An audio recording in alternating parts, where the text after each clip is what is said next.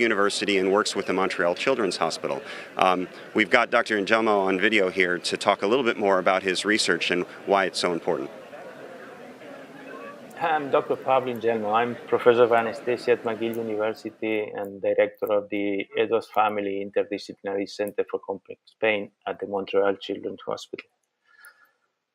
The knowledge we have about the relationship between microgravity and pain is minimal, almost non-existent. We know that half of the astronauts who goes into space will experience pain while they're in space or when they come back to Earth. To better understand why these people have pain, we assembled a research team of the Allen Edwards Center for Research on Pain of McGill University, from Concordia University, and also from the MD Anderson Hospital Cancer Center in Houston. This project also involved transfer of technology from the University of Pennsylvania.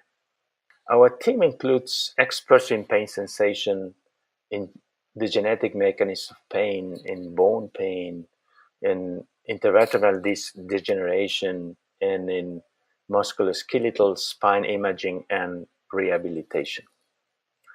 The novelty of our project is that we are trying to answer several questions from different perspectives and different angles in a single study, but in reality, we are conducting 6 studies in one. We are not looking just for the abnormalities in people who have pain, but we want to understand why some people get better after an acute insult, like microgravity. That happens every day in Earth. We plan to incorporate that information collected from astronauts into animal models, which may lead to application in humans, and eventually in different ways to treat them. Our hope is that information we collect will advance on research on help people here on Earth. I would say that Mark Patty and his colleagues are giving us their time before, during, and after the flight. This will create new models of analysis for helping people in pain here every day. I'm very grateful for their commitment and generosity.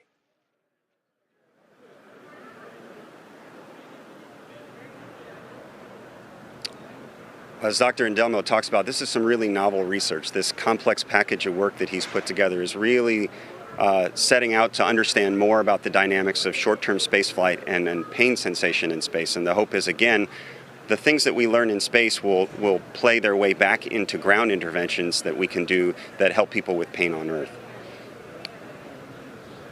Yeah, Christian, I think the main takeaway for me is showing research like that really highlights the direct impacts that we can get from research done on orbit. It's not all indirect, but moving on to rounding out the mission, right? We know that Eitan has a significant amount of work in front of him. So what can you tell us more about Eitan's time on orbit? Well, Eitan has put together an impressive complement along with he has worked carefully and closely with the Ramon Foundation in Israel and the Israeli Space Agency. The focus of his mission, they've named their mission Rakia, which really loosely translates to sky or firmament. But it's really a package of research that spans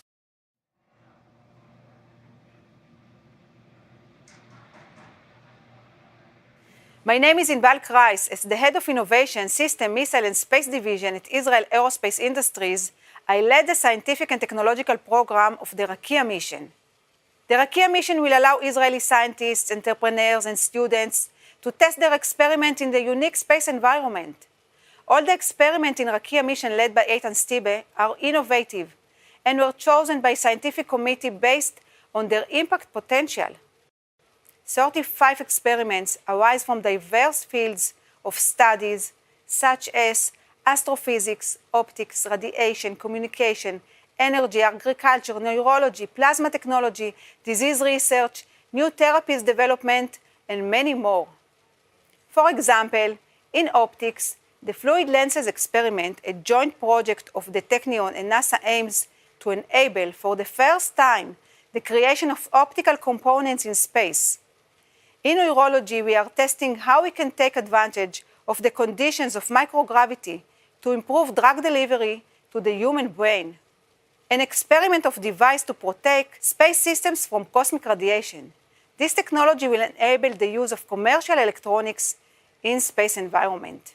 Testing recycling in space, the effect of microgravity on the rate of decay of plastic by bacteria.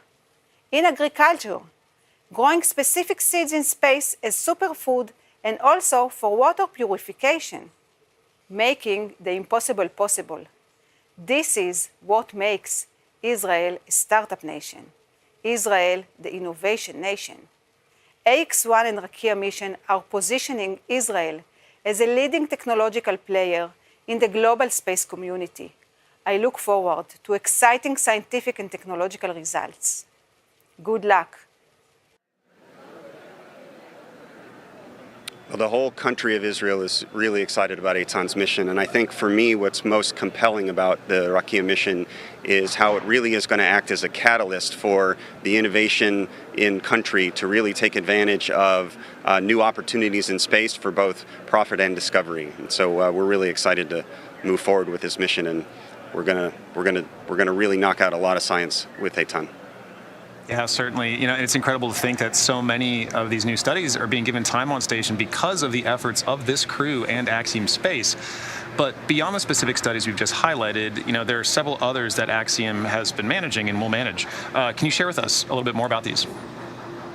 Yeah, I'm glad you asked. We at Axiom are also using this flight to really further research and technology development that we think either plays a role in developing new in-space manufacturing applications or research applications in the future, and also maybe technologies that will help build future spacecraft. So we have a project where we're looking at stem cells to understand more about precancer and cancerous changes in tumors. We have research that we're doing on the crew with partners in Houston to understand more about what it means to keep a more diverse population healthy in space. We're flying some really cool technology that is autonomous and self-assembly of different panels in space that will ultimately play a role in building new spacecraft autonomously in orbit. And we're even flying a new technology that uses light to remove odors from the cabin, and probably super important on a mission like this where you're going to have 11 people on board for 10 days together. So a lot of different things that we're breaking out, and more that I can't even talk about here, but a lot that we're adding to the crew's mission that we have on orbit. Well, Christian, that's great to hear. Thank you for walking us through the scope of AX-1's research objectives. We're obviously going to be staying very, very well aware of these over the next few days. So, you know, this crew's really setting the bar high and adding all the volume of science that's being conducted on board.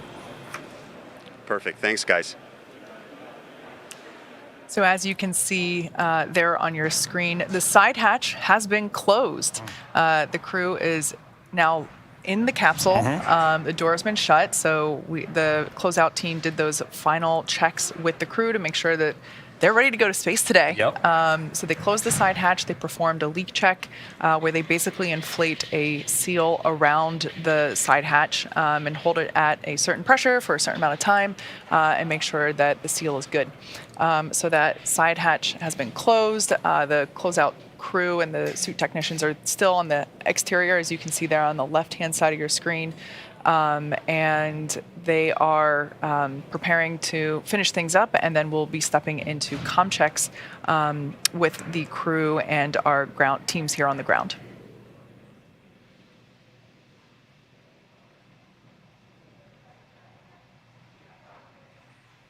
Right, and like you mentioned, Kate, you know, it's inch by inch to get us into space, right? We take steps all along the way to make sure, are we getting good comm checks? Good. Are we getting good leak checks? Good.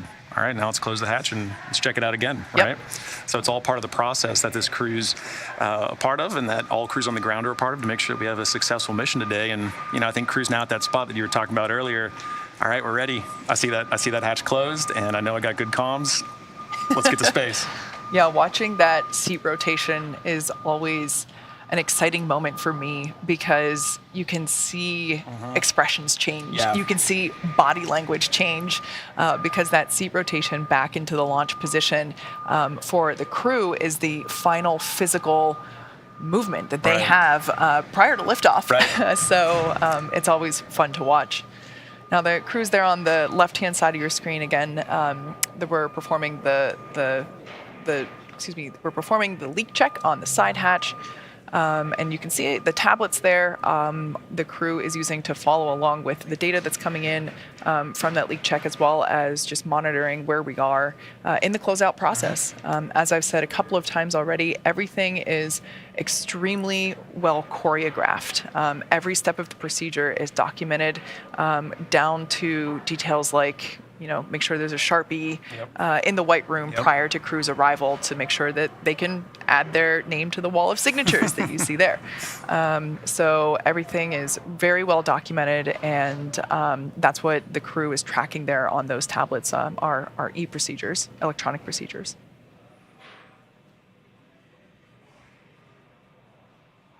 Right now we're about 2 minutes into the 5-minute wait for that leak check. So like I said, we inflate the seal around the side hatch and hold it at a pressure for 5 minutes and monitor that data to make sure that it holds that pressure for the 5 minutes.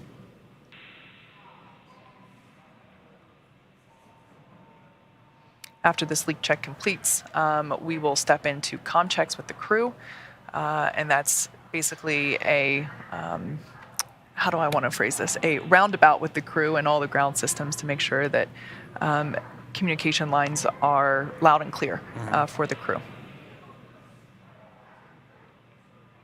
Right, and followed by that, it's just marching down towards T0, right? We have, launch escape system checks being armed after that. Closeout team will depart, and the crew armor tracks, and we just keep working our way towards launch. Yeah, yep. Which now just about 1 hour and 15 minutes away. So once the leak check for the side hatch completes and the closeout team departs the white room and ultimately the tower, it's a lot of waiting for the crew. Yeah. So it's a lot of excitement. Oh, the seats are rotating. Yeah. It's happening. And then it's wait. Yeah, exactly. All right, well, and while we're waiting for those checks, let's take a little closer look at the crew again today. So serving as commander for this mission is Michael Lopez Alegria, or MLA, as you've heard some of us call him. He's a veteran of 3 space shuttle flights, 1 Soyuz flight, and numerous spacewalks. For side hatch leak check. Go ahead. All right, MLA, they were seeing some leak rate trending in the wrong direction, so we're going to reopen the side hatch temporarily, try and clean off that seal, and then re-close the side hatch to re-perform the side hatch leak check. I'll copy. Okay, Arthur, we copy that. All right, so that was just a note from SpaceX Core Arthur Berrialt to the crew to let them know that we're going to reopen the side hatch. It sounds like that as I mentioned before, we inflate the seal around the side hatch and hold it at a pressure. Sounds like we saw just a little bit of pressure loss there in that leak check, so we're going to reopen it and wipe down everything along that seal to see if we can get that to close up properly. Right, and as Kate mentioned, we heard that conversation between Core and MLA.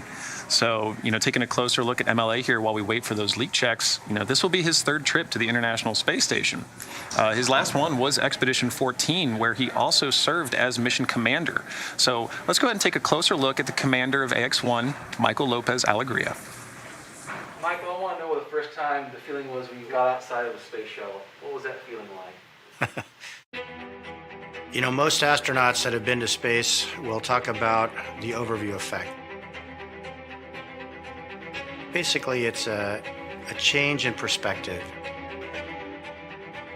These experiences are really unique. So I'm trying not to set expectations for the crew because I really want them to have their own interpretation of what it's like. American spaceflight record set by former NASA astronaut Michael Lopez Alegria. 215 days in space, 213 of which were on the International Space Station. In 2004, I was assigned to fly a long-duration mission to the ISS. My 2 crewmates on the Soyuz would be a cosmonaut and then a spaceflight participant. And I wasn't too keen with that idea. And the few weeks that I spent training with her and the 10 or so days I spent on orbit with her completely changed my view. It has been a complete 180-degree change of direction, and I went from refusing the Kool-Aid to pouring the Kool-Aid. The thing about LA that's special is his patience and his skill, competence, his trustworthiness. He's well suited to be a commander of any space mission. AX-1 is the first private mission to the International Space Station. We are setting the standard for all future human spaceflight to the ISS, and we take that obligation very, very seriously. Our guys have been training for months, and they're trying to get a lot done, especially when it comes to scientific experiments and outreach. But I want them to really enjoy the experience, and I want them to come home with a big smile on their face. SpaceX training, it's like being a kid in a candy store. A new vehicle, love the human interface with it. It's a really exciting and inspiring place. I mean, he's feeling nostalgia already. Just by going through the training process and being back in the business of preparing for a space flight, it's something I know he's enjoying thoroughly. I've been involved with Axiom, which started out literally as a handful of people in 2016 to where it is today. I really tip my cap to all of the people here at Axiom. Hey, boss, don't screw up. I'm Michael Lopez Alegria, and I'm the commander of AX-1.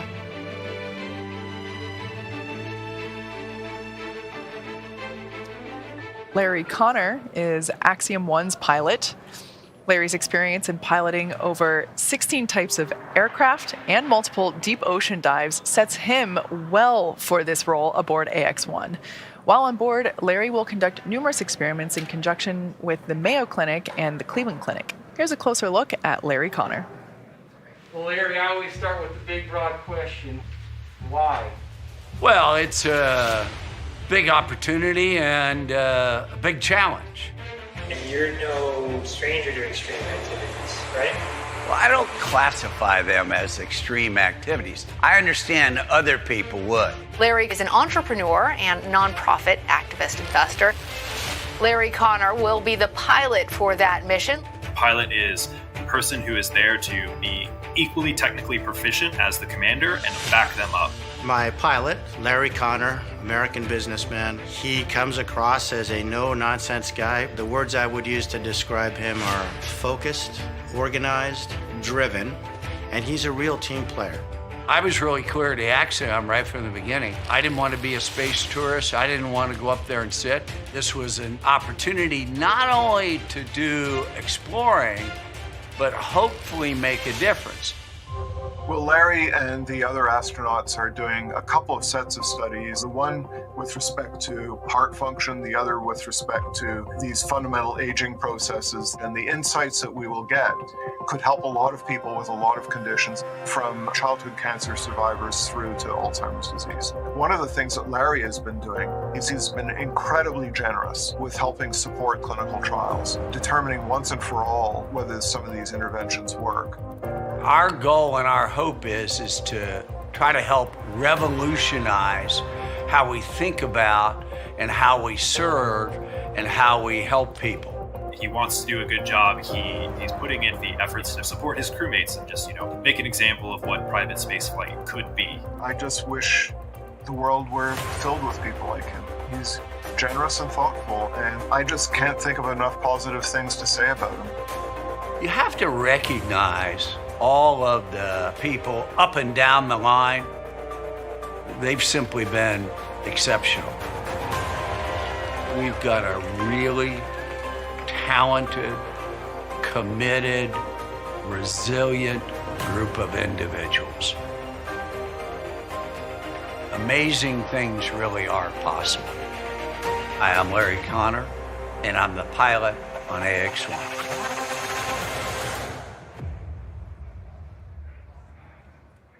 Now coming to Eitan Stiba. Serving as mission specialist, Eitan has a significant mission ahead of him in terms of objectives, as we talked with Christian earlier about. Working with the Ramon Foundation and the Israel Space Agency at the Ministry of Science and Technology, Eitan will be focusing on everything from genetic diagnostics to arts and science outreach. Here's a closer look at Eitan's story. Tell me, what was your first spark to want to fly? That's an interesting question.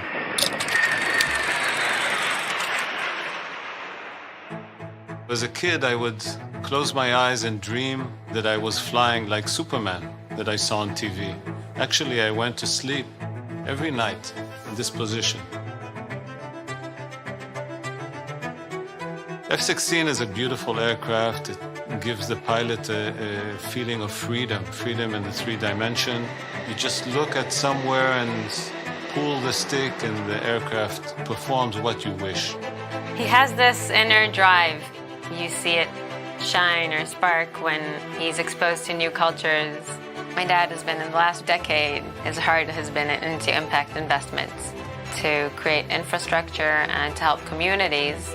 The RTUK mission was built in the same manner to draw on the curiosity associated with human space travel, to conduct a wide range of experiments, educational studies, and even artistic activities.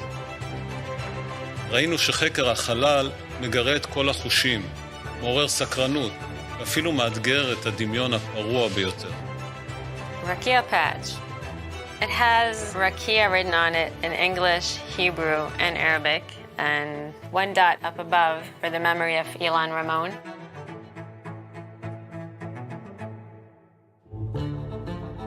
Even though Israel is a technological country, space is something that ignites a curiosity. It's unreachable, it's far away. One of my objectives in the mission is to change the sentiment in Israel about human spaceflight, to inspire children to look up to the sky and imagine things that are not possible and try to reach them. Engines full power. Lift off. Thrust of Falcon 9 is like 2 squadrons of F-16s in full afterburner. That power is incredible. I sat inside the simulator of the Dragon, looked up and imagined how that would feel. I think it's going to be the most beautiful thing in the world, seeing this literally take off and seeing all the ideas and all the effort that has been done come to life. It's going to be beautiful. There is an African proverb that says, if you want to go fast, go alone. If you want to go far, go together.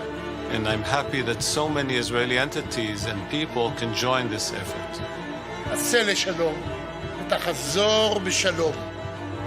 My name is Eitan Stibe. I'm a mission specialist on AX-1. Mark Pathy is one of AX-1's mission specialists. A longtime philanthropist, Mark will be working with the Canadian Space Agency as well as Montreal Children's Hospital to conduct a number of experiments on vital organ monitoring, ocular health, and pain management. Let's hear a little more from Mark. In your mind, as you're driving at the pad site, would you have a drive-up song?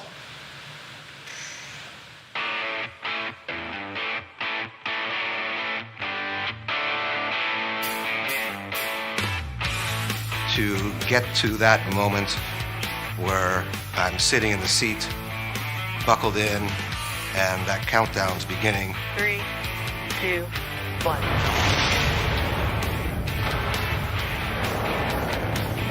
I imagine what it's going to feel like physically in terms of lifting off from the surface of the Earth. It's hard for it to always seem completely real. Then a whole other chapter opens and a whole other adventure begins. I'm very excited to start my training. Been waiting for a long time. The anticipation's been killing me. Now here we are today. I'm ready. As a proud Canadian, it was important to me to really highlight Canadian universities and Canadian research institutions and to give opportunities to those researchers and those organizations that they might not otherwise have. Mark was entirely committed to developing this mission as a scientific mission, and the theme of the mission was caring for the planet, caring for its people. We're going to be testing new technologies that can help us explore space, staying longer and going farther, but more importantly, can help change our lives here on Earth. There'll be a lot of physical and psychological studies that I'll be participating in up there. A lot of the research that I'm undertaking involves using me as a lab rat, because that's the best way I can contribute. A lot of what one experiences in space in terms of inflammation, in terms of pain, psychological feelings of isolation, those are things that affect sick kids. To me, I would like to think that I'll leave this world a better place than I found it. the crew is setting a high standard for private astronauts in the future because they're dedicated to science, they're dedicated to the mission, they're able to learn all these objectives, they are building in educational outreach. It's really exciting watching this come together. I'm very excited to work with you to complete your science experiments and your educational outreach when you get on board ISS. We know you guys are prepared, and we'll be supporting you here from Mission Control in Houston. There's a lot of people, some that I know and many that I don't, that deserve my appreciation and thanks and gratitude for getting me here. I'm Mark Pathy, and I'm a mission specialist on AX-1. We're currently T-minus 1 hour, 36 minutes, 27 seconds, as the Axiom-1 crew awaits its 11:17:12 a.m. Eastern Daylight Saving Time liftoff from Launch Pad 39A at Kennedy Space Center. Now currently, as you see a little bit on the left there, the crew is inside the Dragon capsule. We closed the side hatch a little bit earlier. We began the 5-minute leak check. We stopped that. They saw a little bit of a leak, and they reopened the hatch starting about 12 minutes ago. You can see they're getting ready to close the hatch again. They cleaned the seal off. Nothing significant noted, but give it a good wipe. We're closing up, and then we'll try to repeat the leak check here very shortly. Once we get through that, we're also waiting to hear the crew perform communications checks with the Falcon ground team.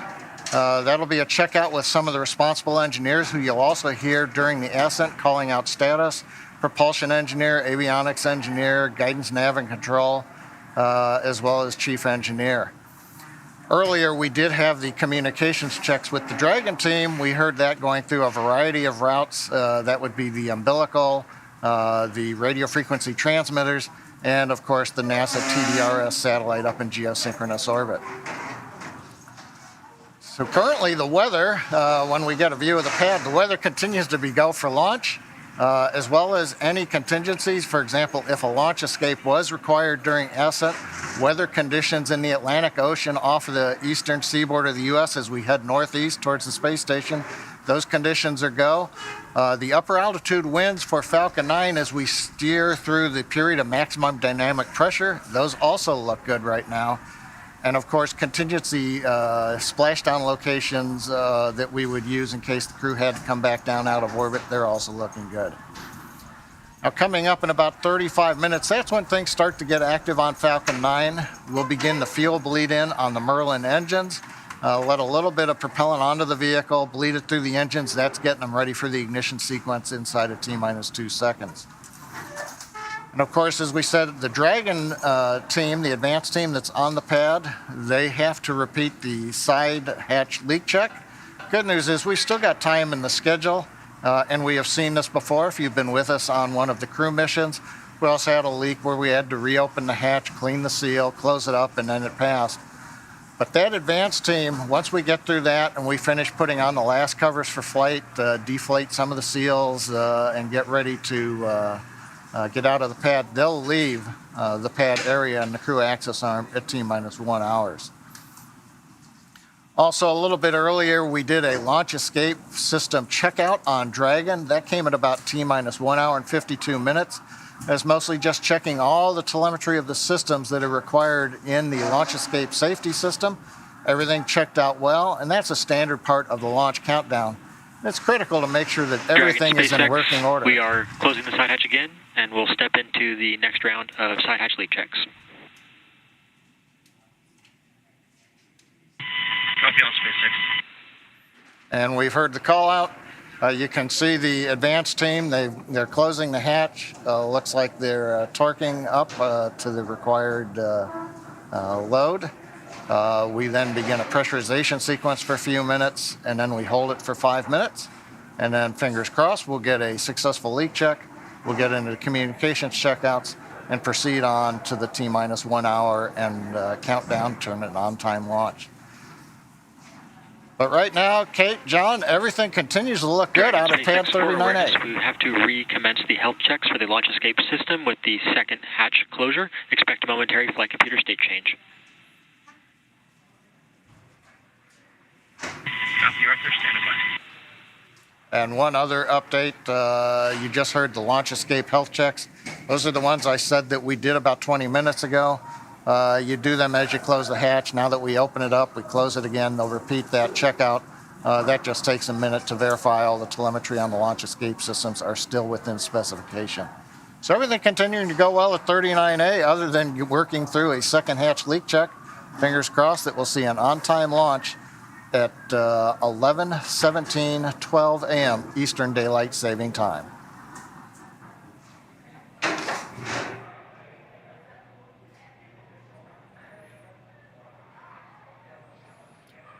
So as John and I said, we have we're now in the process of redoing the side hatch closure and leak check.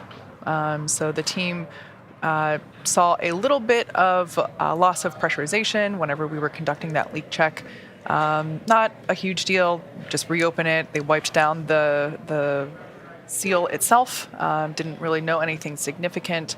So now they have reclosed it, and we're now reperforming that leak check. The crew remains seated and comfortable there on the right-hand side of your screen inside Dragon Endeavour. Yeah. Well, as we wait for that, I wanted to talk about a bit, like a major objective of this mission is outreach and, getting more people interested in spaceflight, but more importantly, finding ways to connect us together. And some of the best ways to do that are through art and shared experiences with art. So for this mission, we asked artist Michael Kagan, known for his space-themed artwork, to create an exclusive new piece that commemorates the AX-1 mission. And he created the spacewalker that you see on your screen there. So this digital asset can be enjoyed as an augmented reality spacewalker that anyone can check out and play with. And here's how it works. I got to play with this a little bit yesterday. It's pretty cool. But we'll have a QR code for everyone at home to scan with your phone, and the spacewalker will become an AR model on your phone that you can play with. You can adjust the scale and position it as you want, rather, and then snap a photo with it wherever that spacewalker is. It's actually pretty fun. I got to kind of play around with them. We walked around here a little bit and popped the spacewalker over there and took a photo of it. It's pretty cool. That's pretty cool. Yeah, so at home, we'd love to see what you can do with it. So be sure to tag any posts with the hashtag AX1. That is AX and the number 1. Yeah, I personally, I'm not really into NFTs, but that is beautiful. This might be what gets me in. Yeah. So as you said, that's not it, right? We're taking this one step further with the goal of encouraging people all over the world to have some fun with this mission. We are announcing that the AX-1 crew is going to mint the spacewalker as an NFT from space. So for all of those NFT collectors out there, the Axiom NFT Marketplace is launching right now. And over the course of this mission, it will feature digital artwork, just like Michael Kagan's spacewalker there, associated with this historic mission. So if you'd like to join, the website is nft.axiomspace.com, and it is going live right now. So we'll be announcing the live auction for the Spacewalker NFT during the mission. So be sure to visit nft.axiomspace.com for more info over the coming days. And that's where you're going to find the QR code to the augmented reality Spacewalker. So again, head to nft.axiomspace.com, scan the QR code, go have some fun, play with the Spacewalker, put them wherever you want, and have a blast with them. Super cool. Yeah. So just a quick check-in. You can see there Falcon 9 remains on the pad. We are continuing to count down to our liftoff at just under 1 hour and 30 minutes from now. As you can see on the right-hand side, the crew are in their seats, and the team on the left is conducting the leak check of that side hatch. For those of you that have just joined us recently, we did attempt to close the side hatch earlier, closed it, but when we performed that leak check initially, saw a very small loss of pressure there. So we reopened it, and then the teams wiped down the seal, inspected it. Didn't really know anything major, so closed it back up, and we're now performing that leak check once again. The process for that is basically we inflate the seal that is around the side hatch, and we leave it inflated for 5 minutes. We monitor that pressurization, and once it holds that pressure for 5 minutes, we get the green light. Yeah, and as John and I mentioned earlier too, it's not uncommon for things like this to happen, and that's why we have checks in place, and we have things like verifying end items, and that's a huge part of what the ground control team here plays is, verifying that those leak rates, like what you talked about. Are you holding leak rate for the right amount of time and at the right pressure? And what does your trending data look like? So, it's all part of the huge network of teammates on the ground that are supporting the mission and just making sure that every step along the way is safe. And Dragon SpaceX for post-ingress briefing.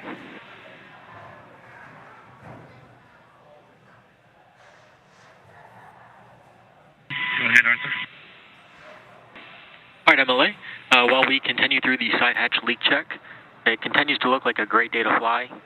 Dragon, Falcon, and 39 Alpha all look good to fly. Systems are nominal, and we have no deltas to the pre-briefed emergency deorbit sites.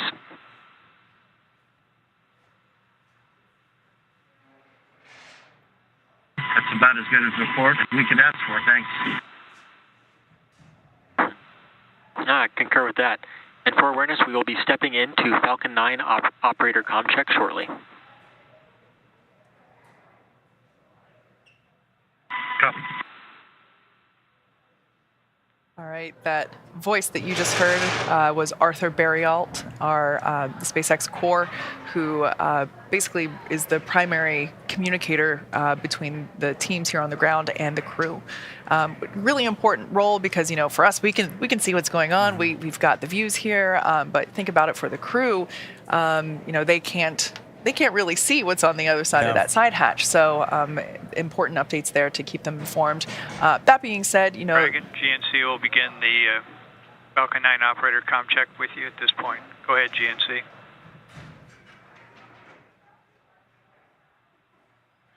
Dragon, GNC on countdown 1, comm check. You're live and clear, Cyrus. How many? GNC loud and clear. Stand by for comm check by propulsion engineer. Dragon, prop on countdown 1, comm check. Prop, Endeavor, you're loud and clear, Charles. Prop, loud and clear. Stand by for comm check with the avionics engineer. Dragon, avionics on countdown 1, comm check. Avionics, Endeavor, good morning, call. Avionics loud and clear. Stand by for comm check by the ground segment engineer. Dragon, ground segment on countdown 1, comm check.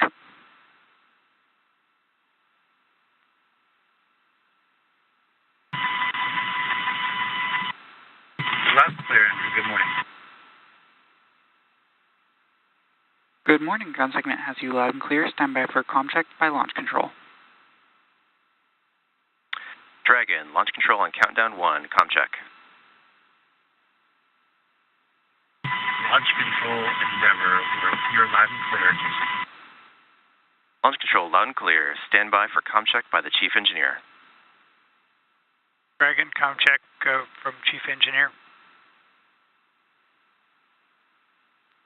Good morning, Chief Engineer. This is Endeavor. You're loud and clear.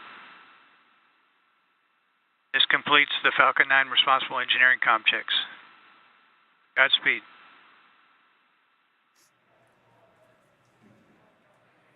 Thank you.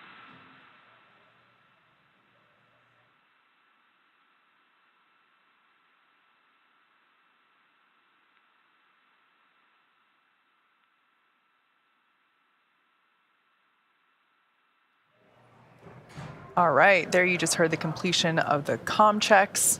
Basically, the ground teams, the various leads for the ground systems here, going around and making sure that the communication pathway to the crew is clear, loud and clear, as you heard them say. Voices that we heard there included SpaceX core Arthur Berrialt, the chief engineer for this mission, Bill Gerstenmayer, and yeah, just around the horn for those comm checks with the crew.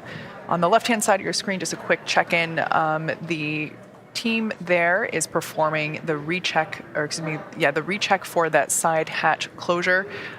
So we did attempt to close the side hatch and perform a leak check, and we saw just a very slight loss of pressure during that leak check, so we opened it back up, wiped it down. Teams didn't know anything major when they inspected it, so now we've reclosed it, and we are reperforming that leak check, which includes basically getting it up to pressurization or pressure 3 minutes, and then holding it at that pressure for 5 minutes. So right now we're in that 5-minute wait period. So, as you can tell for the crew, it's a lot of waiting. It's we do this and now we wait, and now we do this and then we wait. Hurry up and wait, as they say. Yeah, and Kate, as you mentioned, and as we heard, on the concurrently while we're doing that repress and recheck, we're also trying to concurrently perform those comm checks, right, and gain some time back as well. So crew, as they're in their vehicle waiting, they're still on track for their mission, right? They're still zeroed in on exactly what they've got to do, exactly how they can provide assistance in providing and following their procedures and working with the ground teams to stay on track for launch. Sure. And it's worth noting, we do build margin into the timeline for this exact reason. If you followed our human spaceflight missions before, sometimes you hear the Corps indicate that we have X amount of minutes of margin. So yeah, for this exact reason, we do build in that margin. And as I said earlier, the countdown itself is what aligns all the various teams working to support the launch on the same timeline. So it's what makes sure that everybody syncs up. And so allowing us to, perform those comm checks while doing the repress and recheck, just making sure that all those teams are continuing to remain aligned. Yeah. I think during this waiting period too, crews sitting there thinking about not only what do I have to do today, right now, like I'm waking up and I'm getting my suit checked out. There's steps all along the way, and I can only imagine how they're thinking about what their mission is ahead of them, right? All of the work that we've heard that they're trying to accomplish on orbit, their objectives, they're sitting there thinking, how can I be the most effective I can be over the next 8 days, right? And so I'm just thinking about the things that they're bringing up there with them, right? Little mementos that they're bringing up there with them. We heard some interesting things, during their pre-briefing last week. Certain tokens and mementos of home that they're bringing up and what that means to them. That all plays a part of this mission. What kind of keeps them going through these waiting periods? Thinking about what am I going to do up there? What does this mean to me? What does this mean to the people back home? And they're just ready to get up there and start working towards those objectives.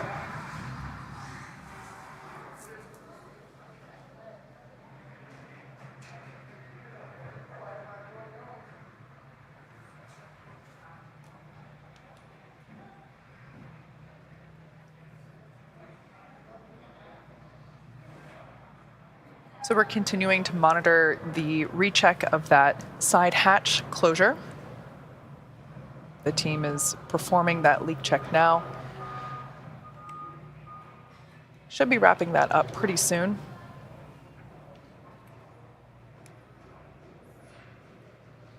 Once we get the leak check confirmed. Dragon SpaceX, good side hatch leak check. Good news, Arthur. Thanks. All right, great news there. You might have heard some clapping here. Yeah. I should mention, John and I here located at SpaceX headquarters in Hawthorne, California. I actually hear some beeping now. We are a live operations environment here in the rocket factory.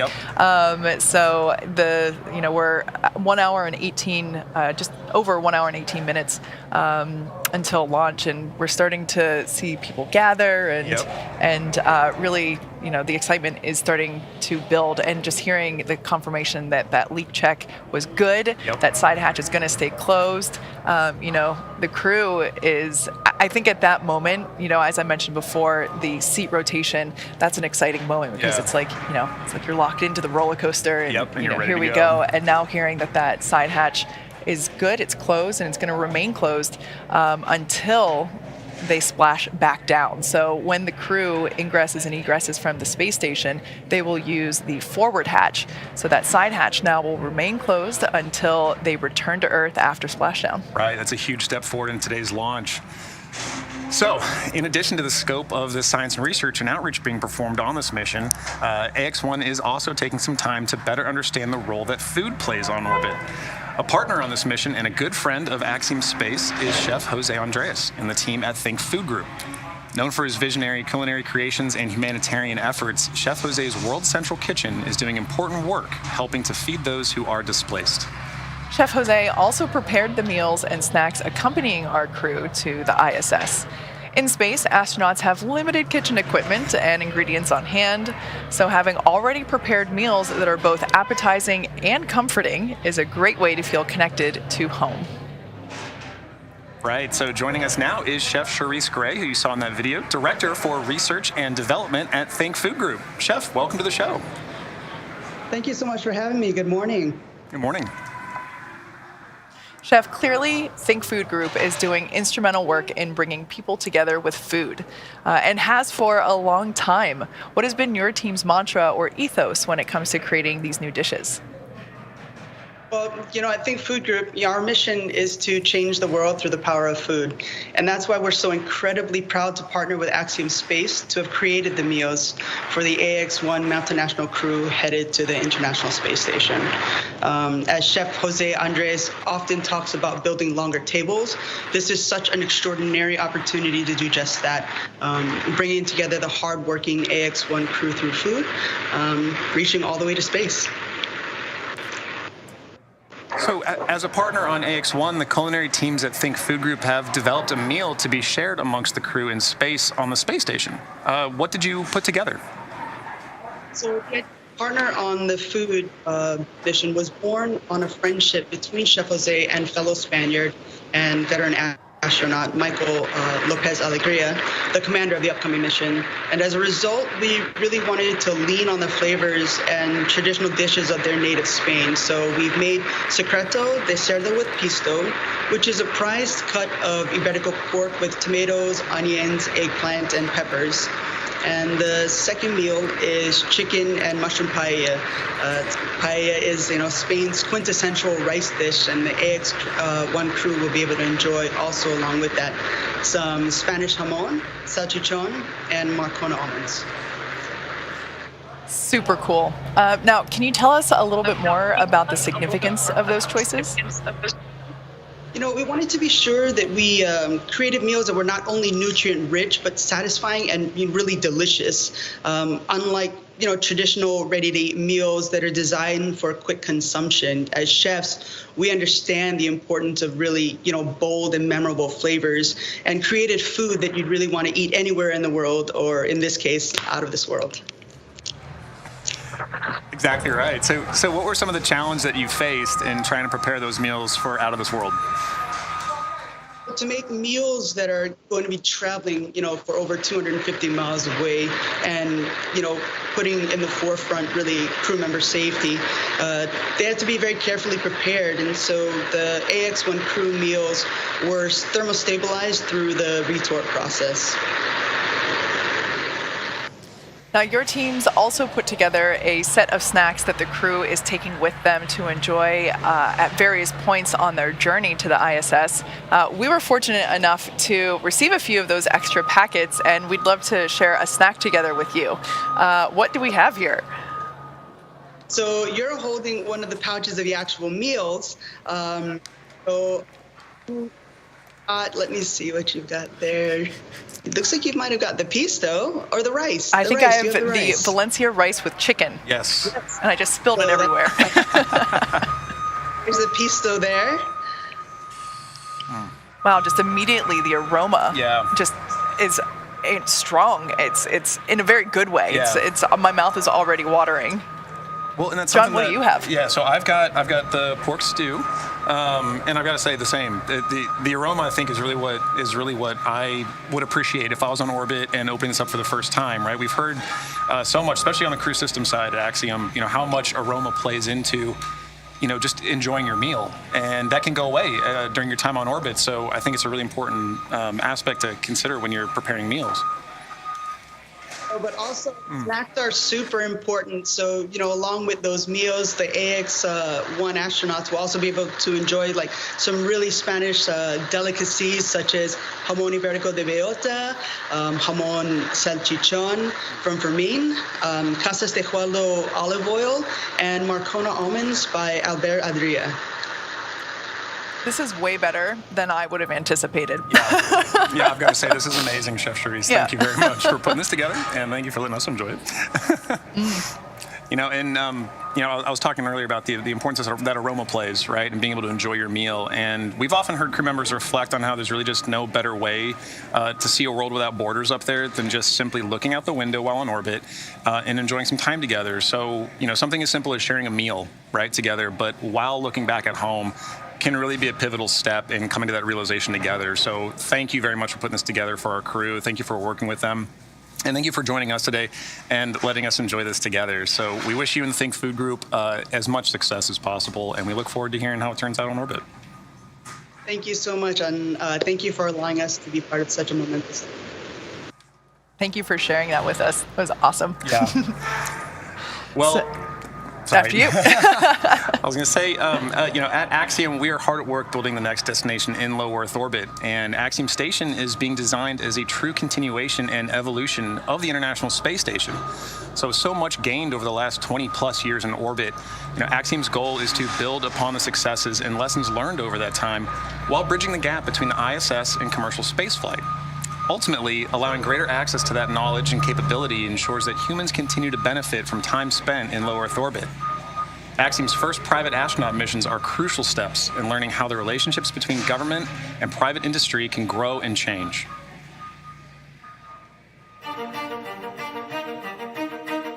The International Space Station is really an amazing engineering achievement. In the last 21 years, there's been permanent human presence in space.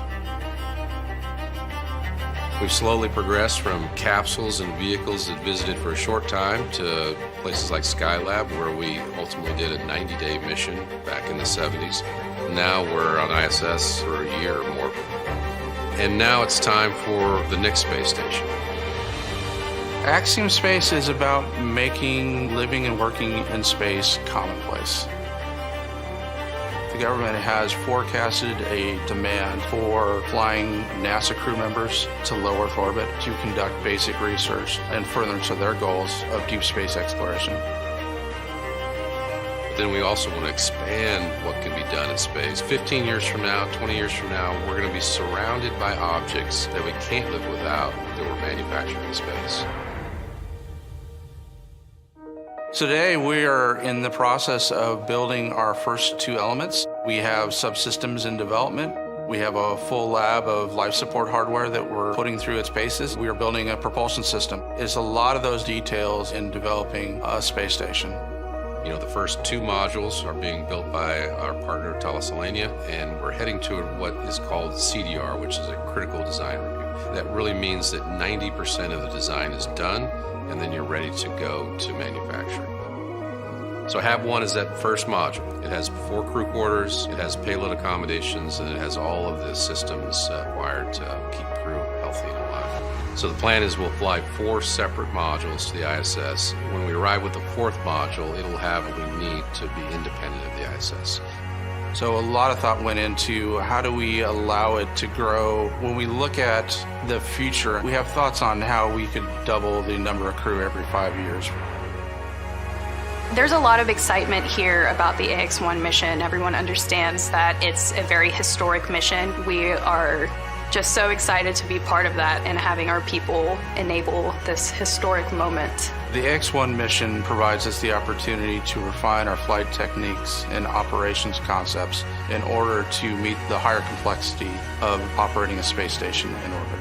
That moment where we're captured and birthed to the International Space Station will be a moment that defines how we move forward as a species in low Earth orbit. This will be really the first time a fully commercial element has been part of the complex.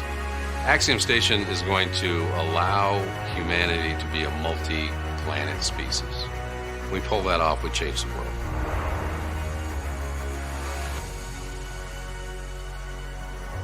And speaking of growing and expanding opportunities in low Earth orbit, this Axiom mission adds to a story that began in 2003. In Israel, Eitan Stiba is not just becoming the second Israeli astronaut in the country's history, but he is following on the legacy of Ilan Ramon. For Israel, this is a mission of peace and hope, and they have called this mission Rakia, which is a word that means the heavens or firmament in English. So to tell us a little bit more about the Rakia mission, we send you now to our good friends in Tel Aviv, Israel, who are actively monitoring today's launch efforts. Thank you, John and Kate, and thank you for joining us here at the Rakia headquarters in Tel Aviv. I'm Omri Doron, and together with me is the Israeli team of Rakia and its partners who have worked day and night to make this mission possible. Now, all joined together for this exciting launch of AX-1 to the International Space Station. Hundreds of thousands of Israelis are watching us from their homes. In Israel, we're at a very exciting moment. For the first time in 19 years, and for only the second time in our nation's history, one of our own will be in space again, Israeli astronaut Eitan Stiba. Eitan is dedicating his journey to the Rakia mission. And what that means is that his time in space will be devoted to fulfilling the innovative ideas and creative dreams that were chosen by the people of Israel for Rakia.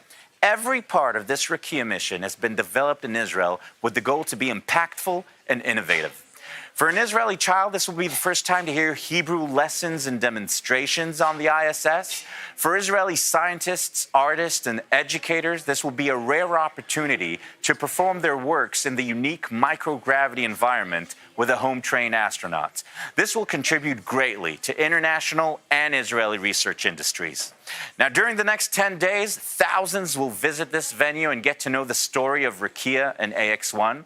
Here, our Rakia Mission Control Center will provide a unique opportunity for visitors to see behind the scenes of human spaceflight throughout Eitan Stiba's Rakia mission. It is our hope that those who follow Eitan on his journey understand that the Rakia mission promotes professional collaborations and manifests values of peace, innovation, social responsibility, and sustainability. It strives to connect the people of Israel and the world to these values and inspire dreams of possibility, because no dream is beyond reach. Now, as we close from Tel Aviv, I'd like to present a short movie that will further highlight the significant efforts of the Rakia mission.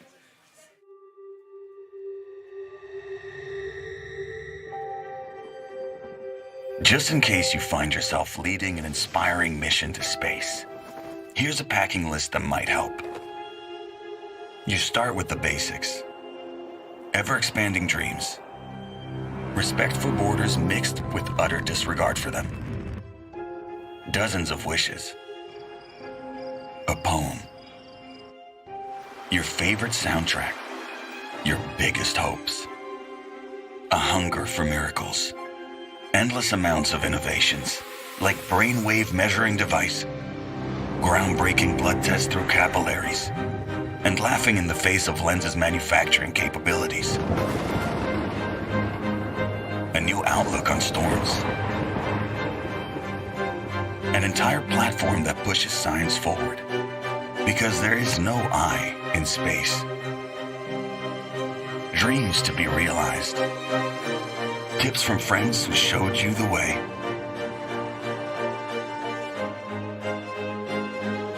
Two ounces of inspiration. Your inner child. Because the one thing that's more important than to travel light is to make sure travel enlightens an entire generation.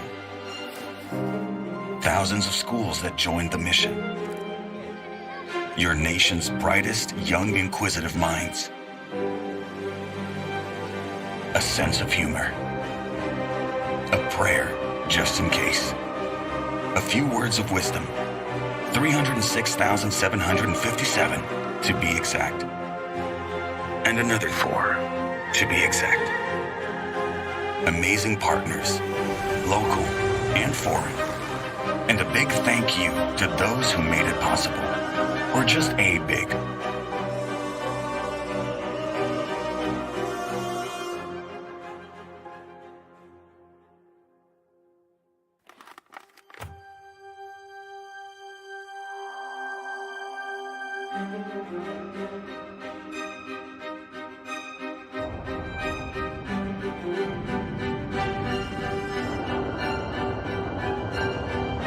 Rakia. There is no dream beyond reach.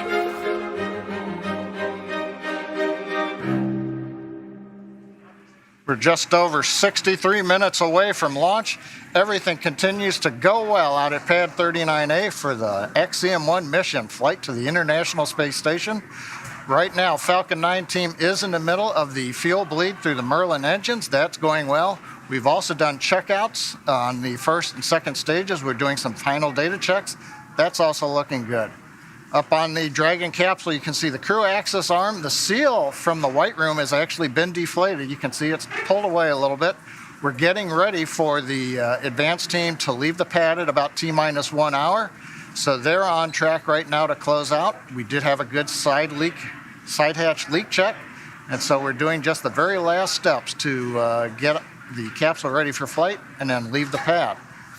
And of course, in the background, as you can see on the monitors or on your screens, it's blue skies over Kennedy Space Center, pad 39A. Weather's looking good both in the local area as well as when we head northeast towards the space station. The ascent trajectory looks good. So at T-minus 1 hour and 2 minutes, all systems are go.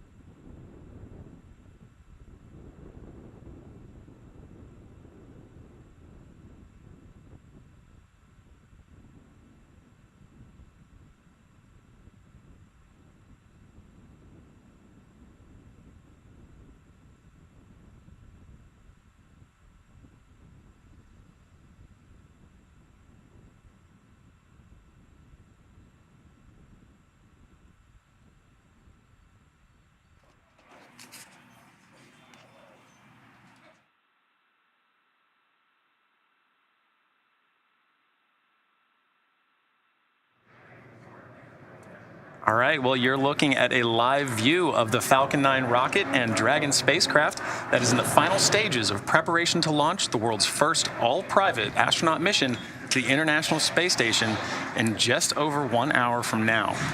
Today's launch marks the next step in evolution of the human spaceflight story.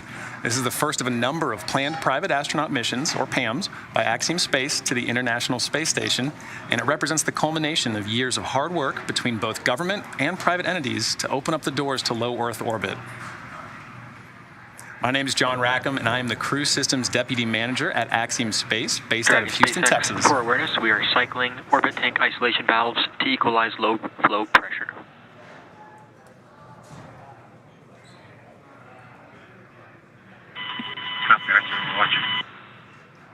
All right, just some back and forth there between the crew and the core.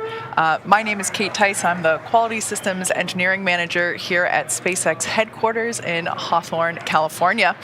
With our coverage now expanding to NASA television, I'd like to welcome friend from NASA, Dan Hewitt, coming to us from Johnson Space Center over at Houston, Texas. Hey, Dan.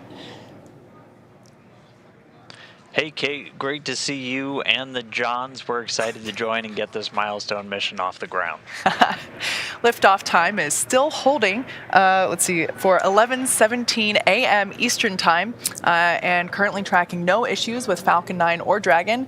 The range remains green, and as you can see there with that shot, the weather is definitely cooperating. Yeah, it's a beautiful day for launch. What a gorgeous shot. Now, over the last 3 hours, Axiom astronauts Michael Lopez Alegria, Larry Connor, Mark Pathy, and Eitan Stiba donned their SpaceX suits in our new suit-up room, and were then transported to the pad where our crew entered the SpaceX Dragon spacecraft that you see there live on your screen. Right, and since arriving at the spacecraft, our crews were helped by the closeout engineers or advanced team to get into their seats, attach their suits to special umbilicals that provide breathing air and a communication link to Dragon systems. And at that point, they conducted successful leak checks and communication checks with the core here in Hawthorne, which is the person dedicated to speaking directly to the crew throughout the mission. The closeout team then sealed the hatch, which also gets its own leak check. Unfortunately, that leak check didn't pass the first time, so we opened it back up, wiped it down, and performed that leak check again. And that second one was good. So that leak check is closed. Or excuse me, that side hatch is now closed. Moments from now, the closeout team will depart the pad while weather operators kick off their final check on wind speeds at the pad before the final go, no-go for launch. But before we get to that final go, no-go, the SpaceX team will do an internal poll, making sure conditions are ready with Falcon 9, Dragon, the crew, the range, and the weather. Let's pause now and watch watch the closeout crew as they finalize their preparations there on the pad.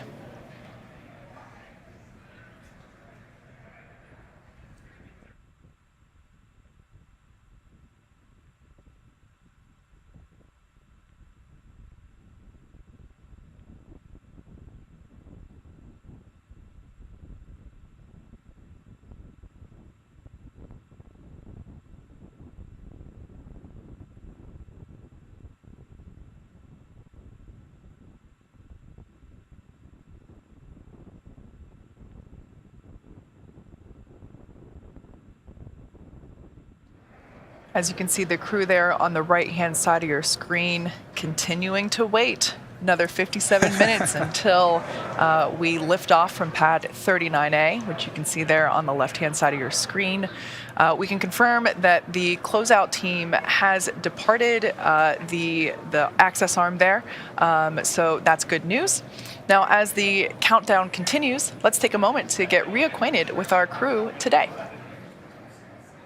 So the AX-1 mission is commanded by retired NASA astronaut Michael Lopez Alegria, a Spanish-American who was born in Madrid, Spain, and is also called Mission Viejo, California, as well as Boston, Massachusetts home. Michael is a U.S. Navy captain and has flown 3 times aboard the space shuttle and once aboard Soyuz, so he has quite a bit of flight pedigree. He has conducted 10 spacewalks in his career, accumulating 67 hours and 40 minutes total in the vacuum of space. Both of these landmarks are NASA records. In 2021, he was inducted into the Astronaut Hall of Fame. You might hear us call him MLA a few times around here, so if you like acronyms, here's a new one for you. The pilot for AX-1 is Larry Connor from Dayton, Ohio. Larry is an entrepreneur, nonprofit activist, investor. He's won aerobatic flying competitions and has summited both Mount Kilimanjaro and Mount Rainier. Through AX-1, he'll become the first private pilot to reach the ISS. He'll also become the first human to reach both... SpaceX, you are go for section 6 of 4.100. When ready, report go for launch. That's in work, SpaceX. All right, so just some back and forth with SpaceX core Arthur Burial and the crew, continuing to work through our procedures. Ultimately, next check will be to make sure that the crew inside Dragon Endeavour are go for launch. Yeah. Back to our pilot, Larry Connor. As I said, he will also become the first human to reach both the deepest ocean depths and enter the bounds of outer space within 1 year. That's just crazy to me. Larry has been actively involved with the Mayo Clinic and the Cleveland Clinic for many years, helping to understand the effects of aging. This mission will add a new dimension. Go for launch.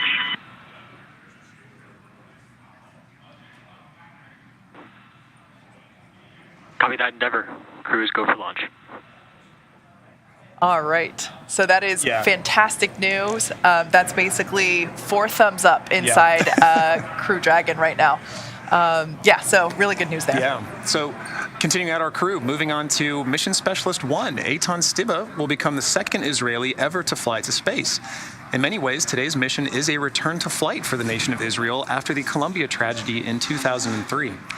Eitan served for more than 4 decades as a fighter pilot in the Israeli Air Force, where he received the Distinguished Aviator Medal, and today he is an impact investor and philanthropist.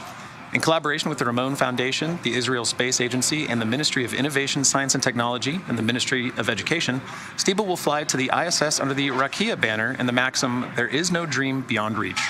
During his time on the ISS, Stiba will facilitate scientific experiments, educational outreach, and one of my personal favorites, artistic activities. Mark Pathy is an entrepreneur, investor, and philanthropist, as well as mission specialist number 2 on this AX-1 mission. Pathy is currently the chief executive officer and chairman of Montreal-based Maverick, a privately owned investment and financing company he founded that focuses on innovation and social impact. As a strong believer in the importance of philanthropy, Pathy is a member of the boards and executive committees of the Montreal Children's Hospital Foundation, Dans LaRue, and the Pathy Family Foundation. Through the AX-1 mission, Pathy will become Canada's second private astronaut and the 12th Canadian to go to space. All right, well, you've seen the vehicle, you've met the crew, you've heard some good calls on our way to launch, and we're just within the hour. So let's send you over now to NASA's Johnson Space Center, where Dan Hewitt is following the launch prep from Mission Control in Houston. Dan, over to you. Hey, thanks, John. And the team behind me flying the space station, the crew on board, they're ready to get this first private astronaut mission off the ground. Back in 2019, NASA took steps to open the station up for business, issuing a directive to enable new commercial activity on board, including private astronaut missions. And all of this is done with the goal of building a robust economy in low Earth orbit. Now, why does NASA want to do that? Well, we're very aware that there is untapped potential in that space just outside of our atmosphere, and low Earth orbit can be a first step towards unlocking limitless possibilities. On this July 20th, 1969.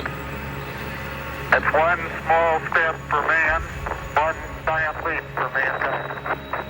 Greatness. Boy. Cannot always be seized in a moment.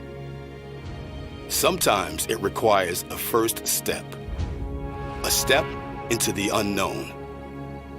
Not knowing the path, but understanding the goal. Believing that the first step leads to greatness. We've touched the sky, believing it will lead to new worlds.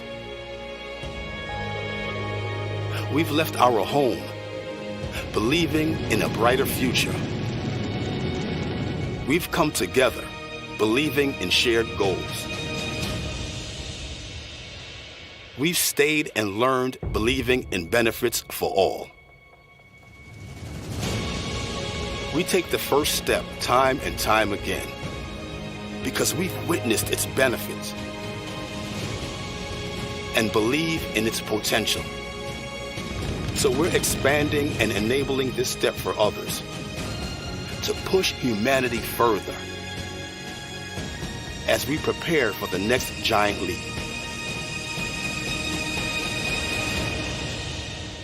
We'll always need this first step. We're here to stay. And now is the time to join us.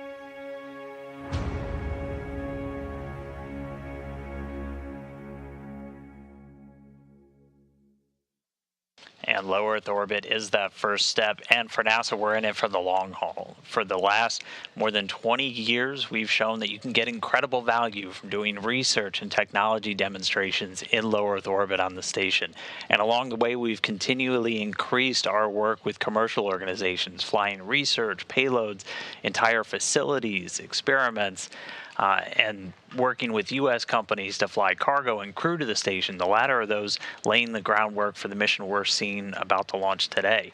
And we're continuing to look ahead onto the horizon, working with companies like Axiom and others to get a jump start on developing new destinations in low Earth orbit where future astronauts, and not just those from NASA, will be able to go and explore and do research just outside of our atmosphere. So we've got our sights on the horizon, and our ultimate goal is for NASA to become one of many customers in this new economy in low Earth orbit as we set our sights on deep space exploration, heading back to the moon and beyond under the Artemis program. Now, the AX-1 mission's a good example of the public and private partnerships that are going to make that future vision a reality. But to take a little bit deeper of a dive, let's jump over now to my colleague, Megan Cruz, who's standing by at Kennedy Space Center with NASA Administrator Bill Nelson. Over to you, Megan. Good morning to you, Dan, and good morning, NASA Administrator Bill Nelson. Great to have you here, as always. Good morning. Well, I wanted to talk to you because we know that one of NASA's goals has been to enable commercial efforts in space. With today's Axiom-1 mission, the first all-private crew to the International Space Station, what does today represent for the agency? We're taking commercial business off the face of the Earth and putting it up in space. And that's one of our main programs now, because we want to get NASA out of low Earth orbit and go explore the heavens. We want to direct our energy and our resources to do that, because we're going back to the moon and we're going to Mars. And so we want, for example, we're going to continue the space station for another 8 years. Yep. We want to have commercial space stations. NASA wants to become the ability to lease space on a commercial space station instead of having the responsibility of the space station. Yeah, let's talk a little bit more about that, because I know that we've seen success with commercial cargo missions, commercial crew missions. Are commercial stations next? Indeed.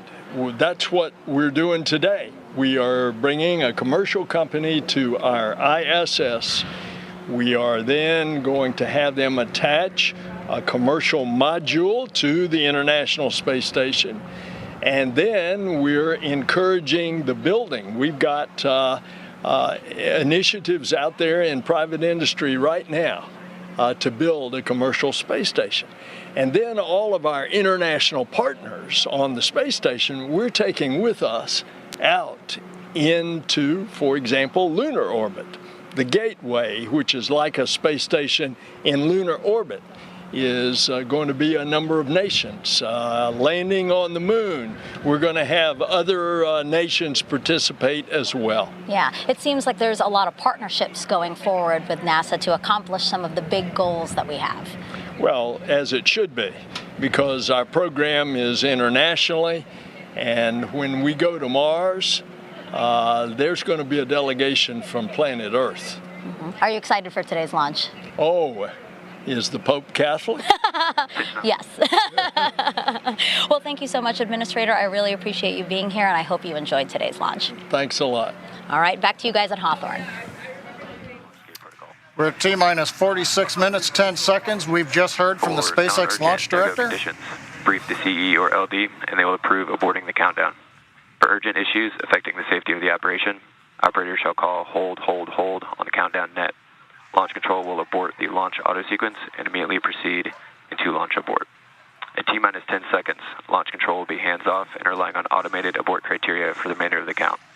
Operators advise the launch director whether structural breakup or fire is imminent occurring per Dragon manual escape flight rules. For those operators in firing group 4, in the event of a fire alarm, key operators noted in 57.83 will remain at their post while the alarm is evaluated. In the event that personnel safety is threatened, evacuate to the south-facing emergency exit, which leads directly outside.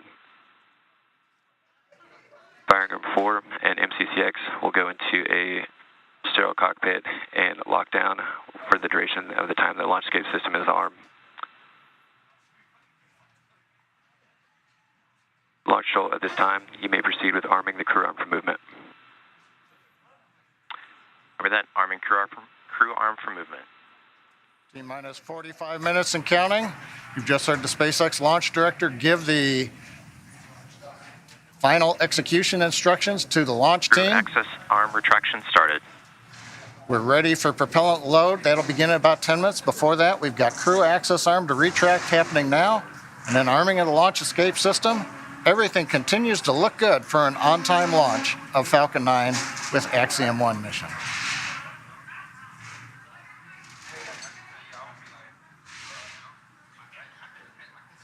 Dragon SpaceX for tablets. Go ahead, Arthur. As we prepare to step into LES arming, I need you to verify that the elastic bands are over the corners of all of the iPads in the vehicle.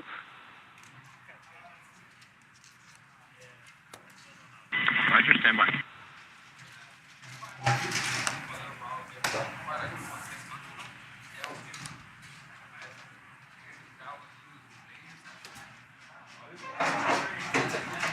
SpaceX Endeavor, Arthur, I can confirm that the elastic bands on the satchels are around the tablets and also. All right, copy that. Thank you, MLA. And for awareness, that last call came in pretty quiet, so if you could speak up on the upcoming calls, that'd be great. Thanks. Okay.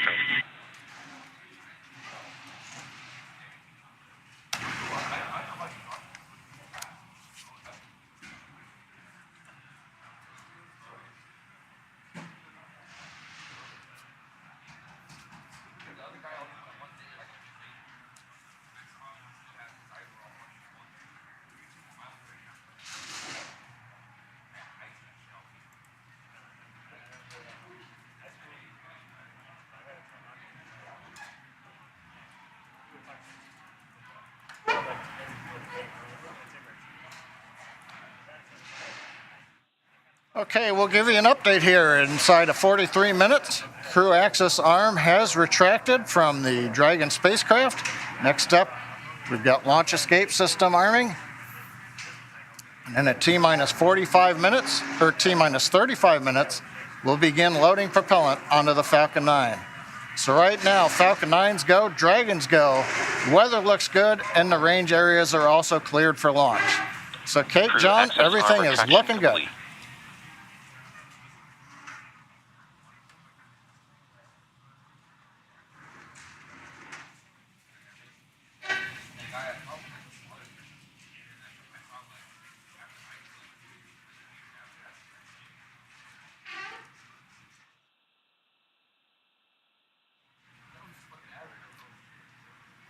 Inside of 42 minutes, everything continues to go well. Waiting now for launch escape system arming.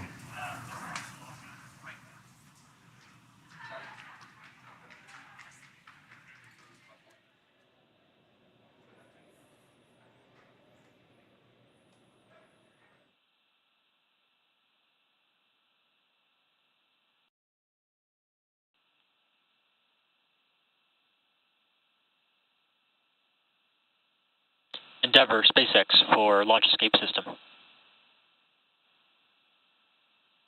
Go ahead, Arthur. All right, MLA, at this time I can give you a go to step through section 7 of 4.100, close visors and arm the launch escape system. That should work.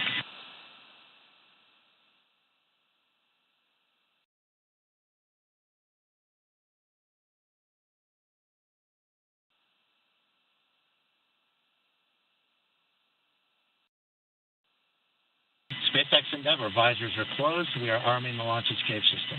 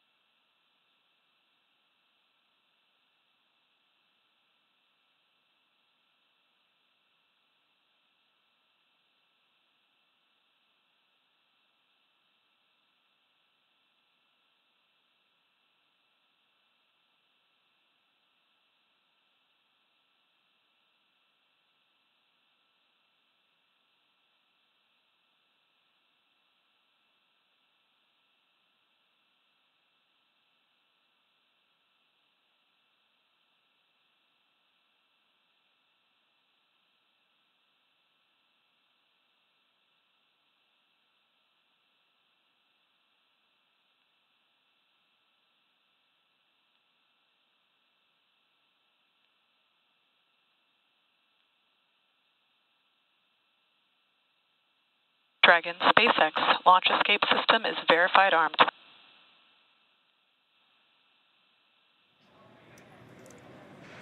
Copy, SpaceX. All right, there you heard it. The launch escape system is now armed. You can see there the crew in their seats with the visors down. Launch escape system, is the first of its kind escape system. It provides escape capability all the way to orbit. It's a really important function to have. Obviously, no intention of using it today, but that's what those call-outs were there back and forth that we just heard. Right, and as we heard earlier too from Administrator Bill Nelson, the importance of low Earth orbit. So speaking of just how valuable low Earth orbit is, the crew of AX-1 will be conducting a tremendous amount of science over the course of their 8 days on board the ISS. And not only does that include 25 Axiom managed studies, but it also includes the Axiom crew participating in efforts that extend far beyond this mission. Some of those we actually looked at earlier. One of these broader studies is a series of health monitoring tests before and after the flight. A few days ago, I was able to connect with Dr. Emmanuel Riquetta to talk about the ongoing research this crew will participate in on behalf of the Translation Research Institute for Space Health, also known as TRISH. Here's our conversation. Dr. Riquetta, welcome. It is wonderful to get to talk to you. Please introduce yourself and tell us, what is TRISH?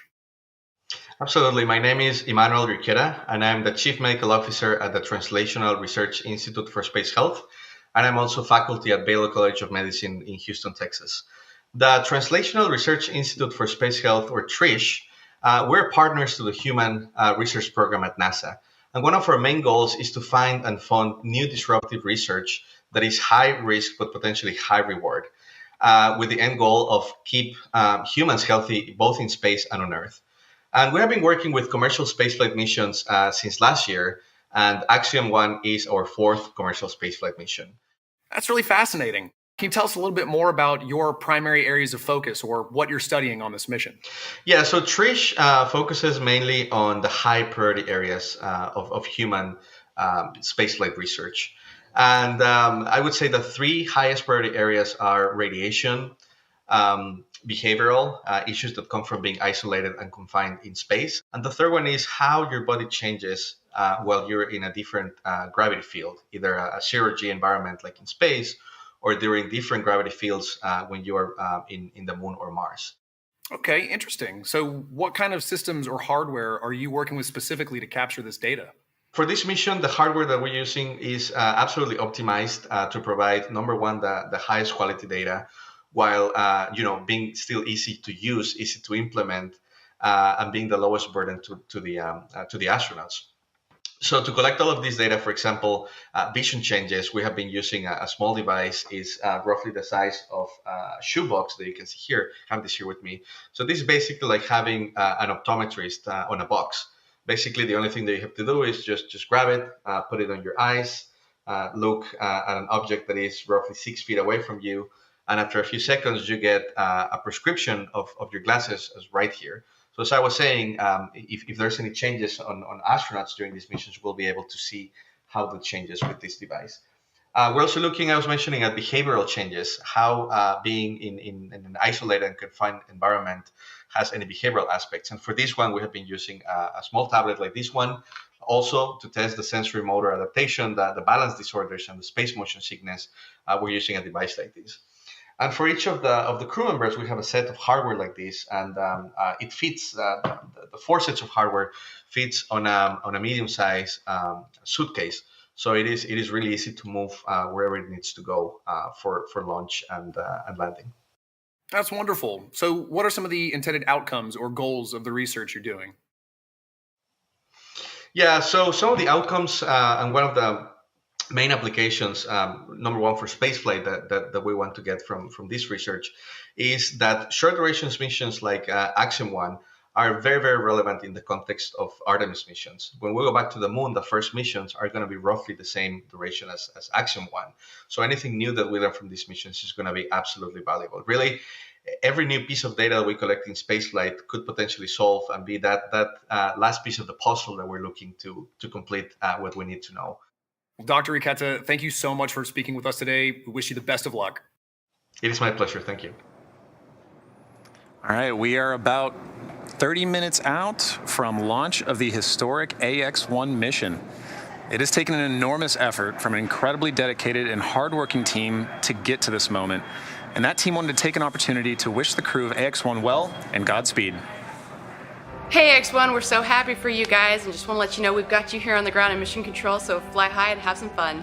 From all of us here at the Integrated Performance Team, we want to wish you luck on your pioneering mission to the ISS and hope to see you in a couple years when AX-H1 launches. It is not only an immense honor to get to watch your monumental mission, but also to have been able to support you on your journey towards this day as well. Hey guys, can't wait for this mission. We put a lot of hard work in. We're excited for you all to have a great time up there, and good luck. Thank you for helping set an important precedence ahead of a very bright future.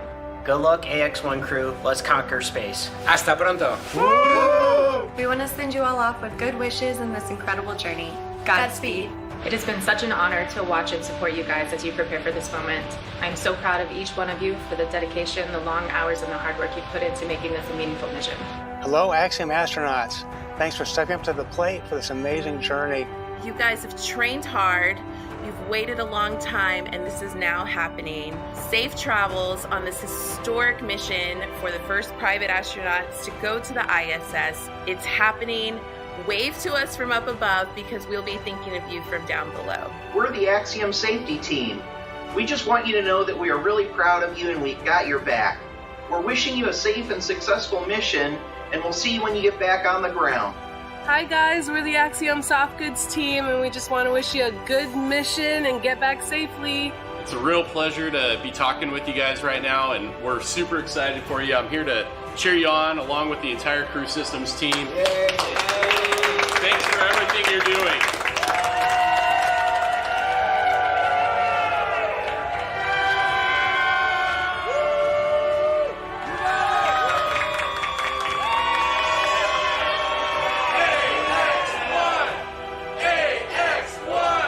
I wish you all the very best, the greatest of success, and the most fun and the most challenging, interesting thing in your life. Go big and enjoy your time on the ISS. We'll see you back on the ground. Hey guys, I am so proud of the Axiom-1 crew. It's so fun to be a part of something bigger than you and to contribute. Most important thing to remember, guys, take some time to look out the window and appreciate where you are. It's space.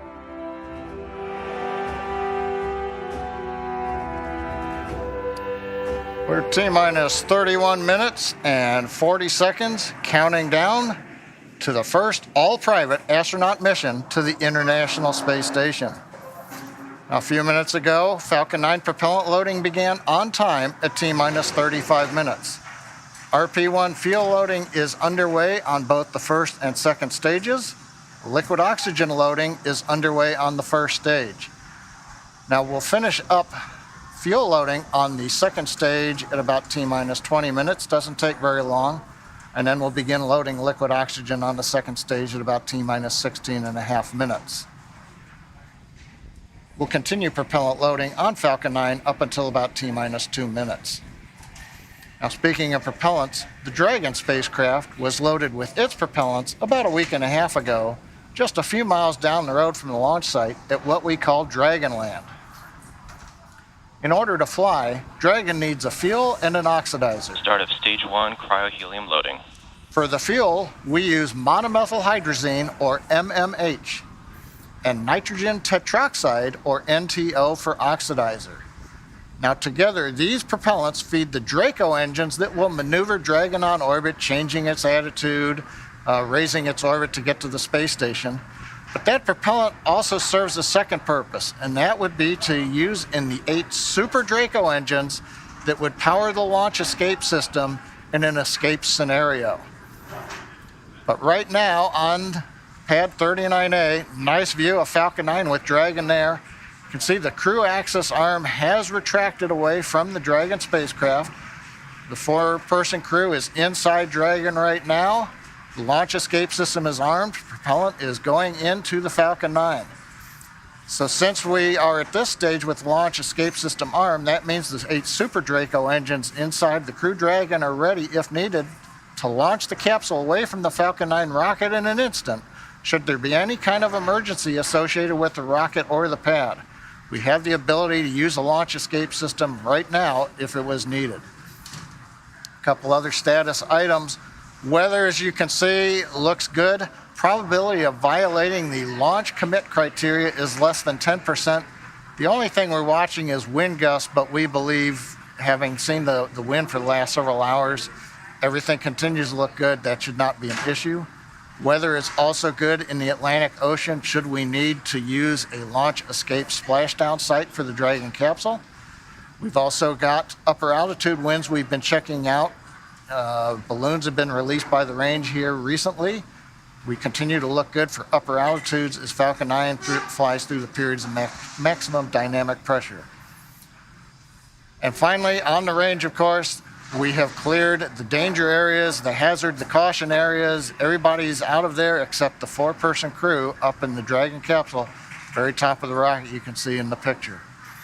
So coming up, T-minus 28 minutes, 30 seconds, everything continuing to look good on Falcon 9 with Dragon for the Axiom-1 mission. Let's take a moment now to get acquainted with the vehicles that you see there on your screen. That's a live view of Falcon 9 with Dragon, our spacecraft on top. Falcon 9 rocket is a rocket, Falcon 9 rocket with the Dragon spacecraft on top. Together stands about 215 feet which is almost 30 feet taller than the Leaning Tower of Pisa in Italy, which is 183 feet. Falcon 9 is a reusable two-stage liquid-fueled rocket, which means that it's kind of like two rockets in one, the first stage and the second stage. Very cool. So talking a bit about that first stage. The first stage is the bottom two-thirds of the vehicle that you see there. Has that nice patina. It's been reused a little bit. It's covered in soot from a previous mission. That first stage is responsible for accelerating Falcon and Dragon through the Earth's atmosphere and into space. To do that, it has 9 Merlin engines at the bottom of that first stage. Prior to liftoff, the Falcon 9 first stage is loaded up with nearly 1 million pounds of fuel and liquid oxygen. And the Merlin engines on the first stage are optimized for sea level. These achieve 190,000 pounds of thrust during ascent and descent. The first stage accelerates the vehicle through the Earth's atmosphere into space and then separates the rest of the rocket at about 2.5 minutes into flight. From there, the first stage will do what no other orbital-class rocket in the world can do. It'll make its way back to Earth and target a landing on our drone ship, a shortfall of gravitas, which you see there on your screen. The seas look great. The blue skies, I don't think it could be any more picture perfect. No, it's like a desktop right there, I think. Our drone ships are essentially autonomous, powered spaceports that allow our rocket to land over the ocean. For reference, our drone ships are equivalent to the size of a football field. So while it may have looked kind of small on your screen, they're actually pretty ginormous in real life. It's got to be to hold a rocket, right? As mentioned previously, Falcon 9 is a two-stage rocket. It's 2 rockets in one. Above the first stage is the second stage. Now, the second stage has a single Merlin vacuum, or MVAC, engine, which ignites after the first stage separates. Cryo-helium loading.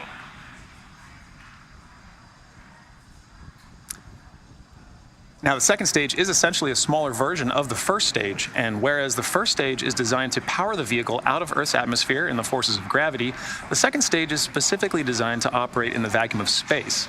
The second stage powers the Dragon spacecraft to its specific targeted drop-off point in orbit. The Dragon spacecraft is capable of carrying up to 7 passengers to and from Earth orbit and beyond.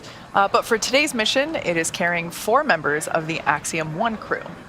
It is the first private spacecraft to take humans to the space station and the only spacecraft currently flying that is capable of returning significant amounts of cargo to Earth. Like the Falcon 9 rocket, the Dragon spacecraft is also reusable. Today will be the 3rd flight to space for this Dragon spacecraft that the Axiom-1 crew is flying in today. The previous flights for this capsule supported were recently the Crew 2 mission, and before that, the Demo 2 mission, which was our first human spaceflight mission. Pretty incredible. Yeah. Now, as we await T0 in just under 25 minutes, the ground operations teams are doing a series of system checks to make sure both Dragon and Falcon 9 are ready for launch. Let's take a look at what the ascent portion of this mission will look like. Right, so once we hit T-0, we will watch Falcon 9 and Dragon lift off from historic launch pad 39A and make their ascent. At about 50 seconds into flight, Falcon 9's engines will throttle down to help pass through the period of maximum dynamic pressure on the rocket, or what we typically refer to as max Q. It's worth noting that once we hit max Q, the vehicle will be going supersonic. Once we're through the period of maximum dynamic pressure, we can throttle up our Merlin engines again. From there, at about 2.5 minutes into flight, we have a series of 3 events that happen in rapid succession. The first of which is MECO, or main engine cutoff. This is where all 9 Merlin engines shut off in preparation for stage separation, which, as the name suggests, that is where the first stage detaches from the second stage, with the first stage making its way back to Earth for landing as the second stage continues on its journey with the 3rd event. Right, now SES-1, or Second Engine Start 1, is where the Merlin vacuum engine lights up and propels the second stage, along with our AX-1 crew, into orbit. As Stage 2 heads towards its targeted drop-off orbit, Stage 1 will execute 2 burns in order to make its way back to Earth. The first stage is the entry burn, where 3 of the Merlin 1D engines will reignite and then shut down. This helps to slow the stage down in preparation for entry back into Earth's atmosphere.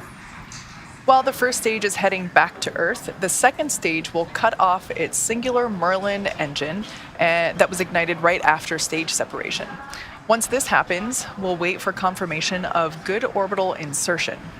About 90 seconds after Dragon gets into orbit, Falcon 9 will land back on Earth. The landing burn, which is a single engine burn, will bring the vehicle's speed down rapidly in order to land on the drone ship at about 9.5 minutes into the mission. And while Falcon 9's first stage is landing, Dragon is preparing to separate from the second stage. At about 3 minutes after the second stage gets into orbit, we should have a great view of Dragon with its 4-person crew drifting away from the second stage. Now, once Dragon is a short distance away, it will begin checking out its Draco maneuvering thrusters to make sure Dragon continues to increase separation distance from the second stage. And lastly, the nose cone deploy sequence will initiate just before T plus 12 minutes and finish around T plus 15 minutes. And this sequence will expose Dragon's docking mechanism in advance of its arrival at the International Space Station. So, as you can tell, it's a pretty jam-packed 12 minutes. Yeah, pay attention. Pay close attention to what you're listening to. Don't blink. With all of that in mind, let's head back over to Dan Hewitt for an update from the ISS team over at Johnson Space Center. Dan? Hey, thanks, Kate. Now, inside the room, the International Space Station Flight Control Room, Flight Director Scott Stover is leading the teams right now. But just about 4 hours ago, NASA Flight Director Diane Daly gave a go on behalf of the combined ISS team to the SpaceX mission director, just saying that ISS, or the space station, was go for launch. Now, to get there, we've got a list of flight rules, basically just guidelines for all of the major systems we have to make sure are functioning on board station before we can give a go to launch another crew up there. So we're looking at everything from those core critical command and control computers, verifying we have a good communication path through our tracking and data relay satellites, ensuring that the atmosphere, all of the life support systems on board are functioning, even the mechanical systems like the docking port where this mission is headed. So we're expecting today's flight to be about a 20.5-hour journey from launch to docking, with the Crew Dragon Endeavour headed towards the Node 2 Zenith. That's the space-facing port on the top of Node 2, the Harmony module on board the station. And once they get there, they're going to get welcomed by the Expedition 67 crew, which is made up of 7 individuals right now, 4 from our SpaceX Crew 3 mission with 3 NASA astronauts and 1 ESA European astronaut, and they're joined by 3 cosmonauts that just arrived on station about 2 weeks ago. Now, so it's going to take them about 20.5 hours to get there. That docking right now is targeted for 11:45 GMT on Saturday. That's 6:45 a.m. here in Houston, 4:45 for the teams over in Hawthorne. And so once they get there, they'll be able to get out of their suits on board the Dragon spacecraft, while the team on board station moves into what's known as the hatch operations. Station Commander Tom Marchand is going to be pressurizing that small area between Dragon and the station hatches, and we expect it to be a little under 2 hours from docking to hatch open, and then we'll welcome the AX-1 crew on board the space station. So a lot to come with that 20.5-hour journey, but all that's going to start with a launch. So I'll send it back over to Hawthorne as we get into the final phases of the countdown. Back over to you, John. Right. Well, Dan, as you mentioned, it all starts with the launch. And Kate, it's looking like it's getting pretty busy here. People are excited about seeing a launch, right? Yeah, we're just now under 20 minutes until liftoff. As you could probably tell by the noise, the crew here, excuse me, the crowd here in Hawthorne, we're at SpaceX headquarters in Hawthorne, California, is starting to gather just beyond mission control here in the building. And you might be able to tell by the ambient noise, in addition to the live production noises that you also hear. You know, we are in a rocket factory. But yeah, you can see there the crowd is starting to grow behind the team there at Hawthorne Mission Control. Now, we saw Dan speaking earlier from Mission Control in Johnson. There is a Mission Control Center in Florida where the SpaceX teams are also gathered in Firing Room 4. And then we have the Mission Control Center here. There's a shot of our Firing Room 4 there in Florida at Cape Canaveral. You can just barely make out Pad 39A there in the distance there through the window.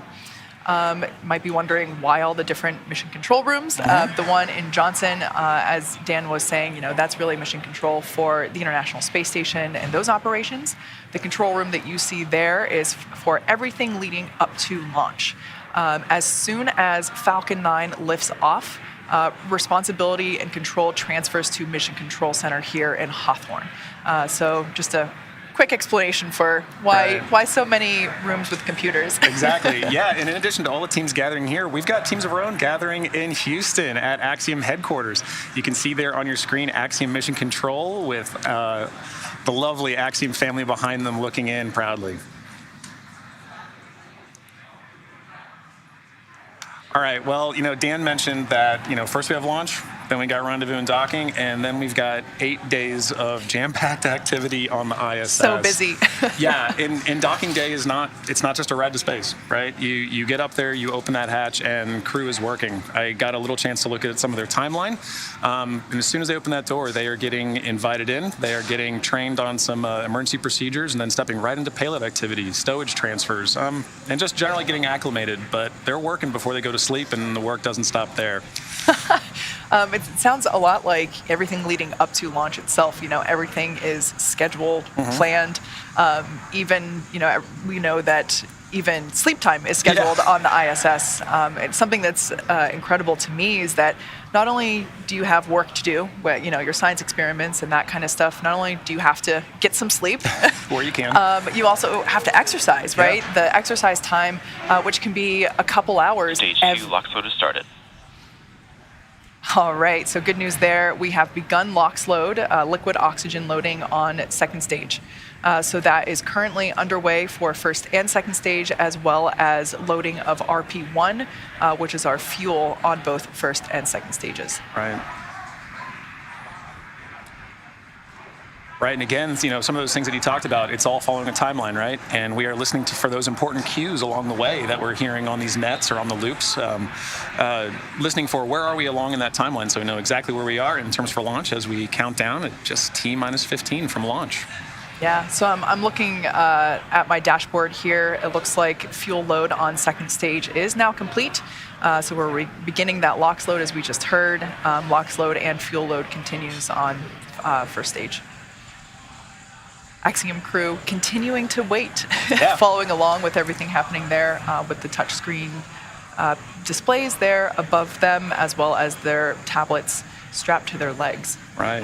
Everything continuing to look nominal for liftoff in just about 15 minutes. And as we approach that liftoff, in these final moments of our countdown to launch, Axiom Space founders Cam Gaffarian and Mike Suffredini wanted to take a moment to reflect on this mission. Well, this moment for me and Michael is a very special moment in a beginning of many beginnings, right? The launch of AX-1 going to International Space Station as part of our journey to build the first private commercial space station. And we're so grateful to be here and delighted at this moment as part of this incredible journey to commercialize and privatize low Earth orbit. On behalf of Cam and I, we'd like to thank the entire team that's made this historic journey possible. The SpaceX team in particular has done a tremendous job of prepping our crew for a launch on their transportation vehicle. The crew itself has done a fantastic job of getting themselves ready and planning their research. NASA, of course, we can't do this without NASA's leadership and support. And to each of you in the Axiom Space family, we couldn't have done it without you. We're looking forward to a bright future together. T-minus 14 minutes, 7 seconds, and continuing to count down. Everything is still looking good for launch of Falcon 9 and Dragon. That'll occur 17 minutes and 12 seconds after the hour. As a recap, Falcon 9 began propellant loading at T-minus 35 minutes. We just heard loading of the RP1 fuel. The kerosene fuel onto stage 2 was completed right on time at T-minus 20 minutes. We've still got fuel going onto the first stage. Looks like we're about 90% or so full right now. Fuel loading will finish up at T-minus 6 minutes, and we'll hear that call out in the countdown. Meanwhile, densified liquid oxygen is continuing to load onto both the first and second stages. First stage will close out at T-minus 3 minutes. The second stage, we just began loading liquid oxygen at T-minus 16.5 minutes just a few minutes ago. That'll wrap up at the T-minus 2-minute mark.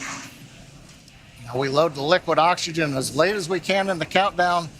It's densified, that means it's ultra cold, well below the boiling point of liquid oxygen. That lets us put as much as we can on the vehicle for performance, and getting it on board the vehicle just before liftoff means it won't warm up, where you start to lose the ability to put liquid oxygen onto the stages, into the tank, in the quantities we want. So it stays nice and cold, it doesn't bleed off, and that gives us the performance we need on Falcon 9.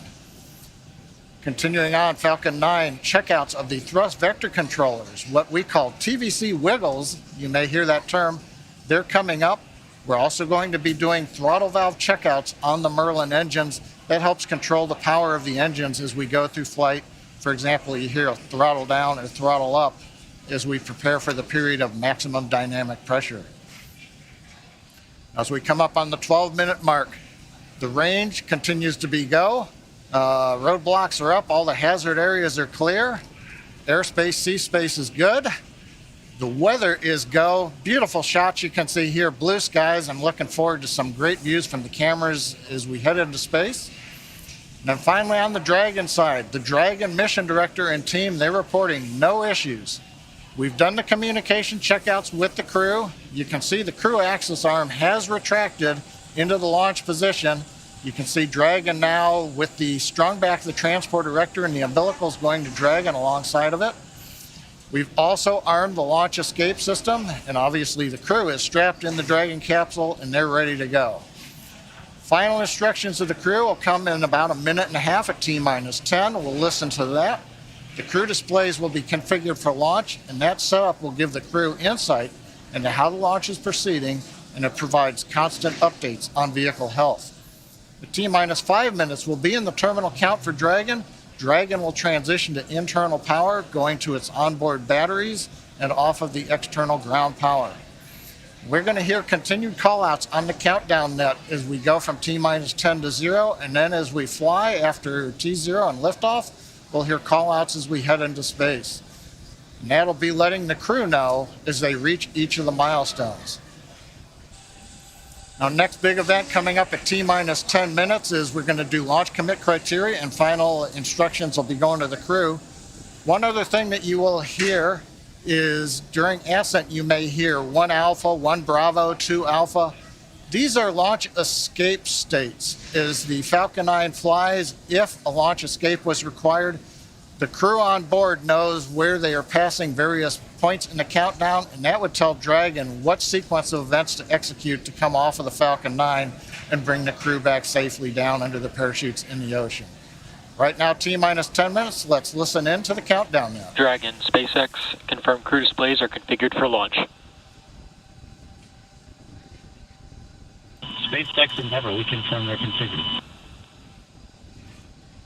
Copy MLA, and on behalf of the entire SpaceX team, we're honored to have you aboard Endeavour for its 3rd flight to the International Space Station.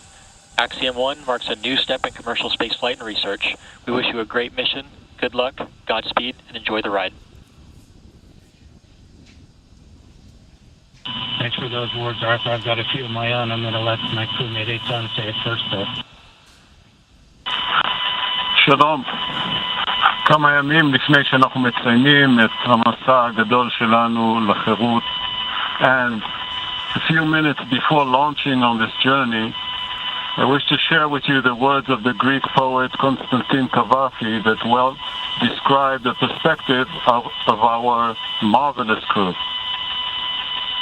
Keep Ithaca always in your mind. Arriving there is what you are destined for, but do not hurry the journey at all. Better if it lasts for years. So you are old by the time you reach the island, wealthy with all you have gained on the way, not expecting Ithaca to make you rich. Ithaca gave you this marvelous journey. בהצלחה X1, בהצלחה רקיע. Thank you, Eitan. I'm going to continue far less elegantly or eloquently, but as we sit here on the precipice of this new era in human spaceflight, we do so on the shoulders of professionals at SpaceX, NASA, and Axiom.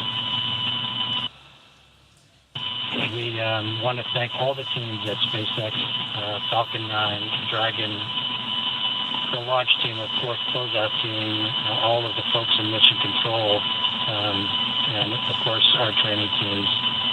With NASA, boy, it's been tough. The first time was always hard, and there's no playbook. It's all open field running, but with ISS program, commercial LEO development, and flight operations, we've learned a lot, and we'll continue to do so.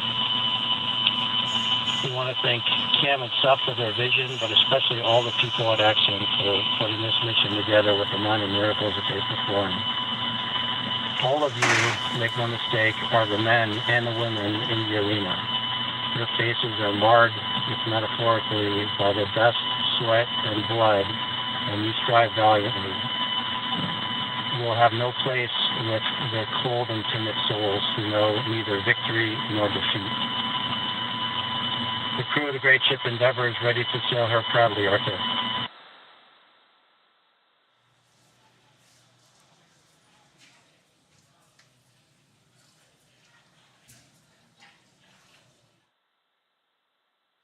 Some heartfelt words there. Stage 1 engine chill has started. All right, so there was the call that we have begun to chill the engines on the first stage. So what we're doing right now is flowing a little bit of the super chilled liquid oxygen through the turbo pumps on those M1D engines. There's 9 of them at the base of the first stage. And that's essentially bringing them down to the temperature of that super chilled liquid oxygen to prevent any thermal shock to the hardware. And just before that call, some really heartfelt words from Commander MLA and Mission Specialist Eitan Stibba. Really love hearing that commentary. Stage 1 RP load is complete.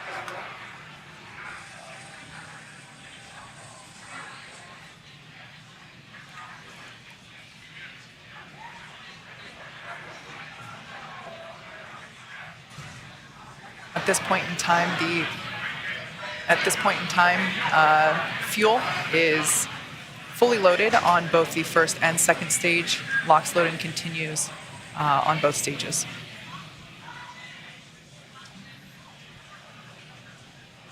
Coming up on 5.5 minutes. Kate's let us know that we've got the fuel load complete. Next is coming up. We're T-minus 5 minutes. Dragon will be transitioning configuration for terminal count and going on its internal battery power. Everything continues to look good as we're counting down.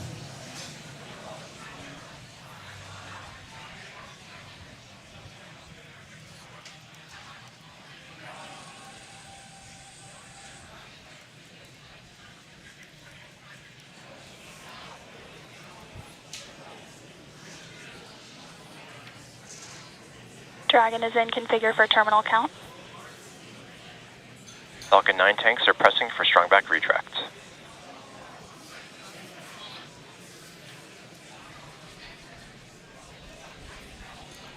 Heard the call out. We're pressurizing the tanks for strong back retract. We'll hear a sequence momentarily. Strong back is retracting. Actually, that's the start of about a 1-minute sequence. At about T-minus 4 minutes, the clamp arms that you can see there will open. And then, back is retracted. And then we will see the retract from there. So we've heard the call out. That's the start of the sequence. Doesn't mean that the clamp arms are late opening. It'll take us a few more seconds. As you can hear, the excitement and the crowd is really growing here at SpaceX headquarters at Hawthorne, California. There you can see the clamp arms have begun to open. And next we should see the strong back begin to retract.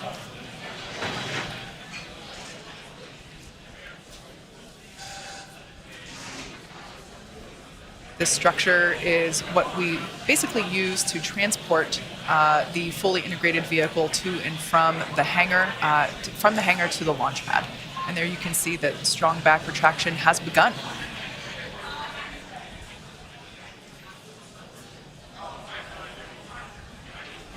Everything continued to look nominal as we're now under 3.5 minutes until launch. RP1 fuel is fully loaded on first and second stage. Should be wrapping up LOX load on the first stage momentarily and continuing to fill on second stage. Stage 1, LOX load is complete.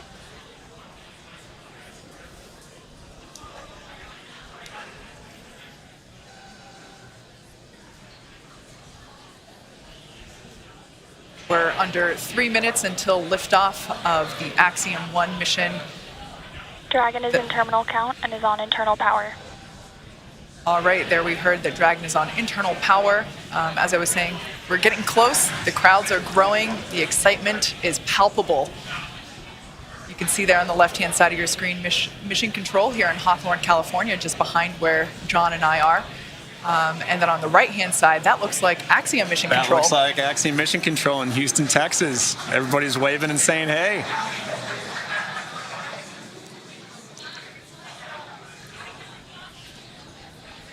All right, at this point in time, that LOX load on first stage is complete.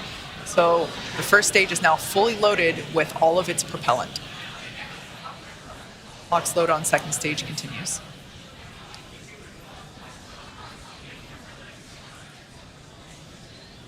As we've mentioned before, Stage 2, LOX load is complete. All right, so there's that call.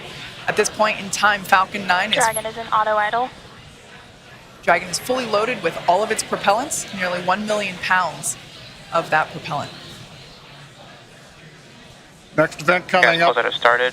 Expect right now, venting. the gas closeouts. We finished pressurizing the storage tanks on board the Falcon 9. They gave the crew the heads up, and they hear some loud venting noises. We're also going to vent down the liquid oxygen line that carried the LOX up to the second stage. Generates a typical large white cloud of condensation around the strong back.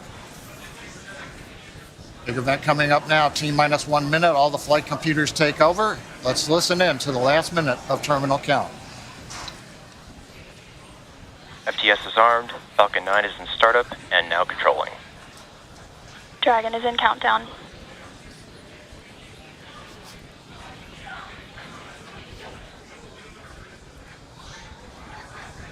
Dragon, SpaceX, go for launch.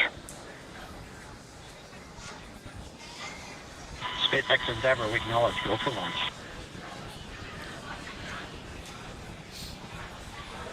T-minus 30 seconds.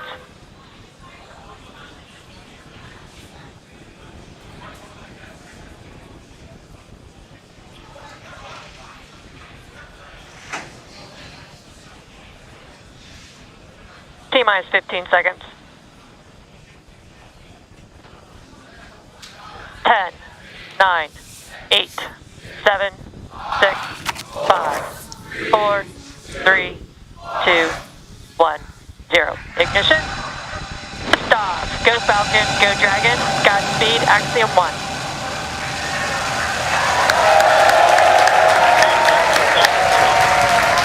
Copy 1 Alpha.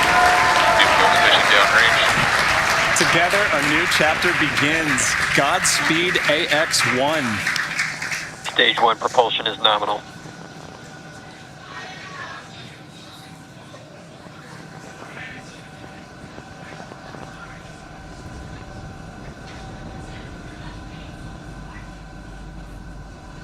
T-plus 38 seconds into this historic mission, flying crew on board Dragon and Falcon 9. Power range telemetry nominal. Stage 1 throttle down. Throttling down in the preparation for max dynamic pressure.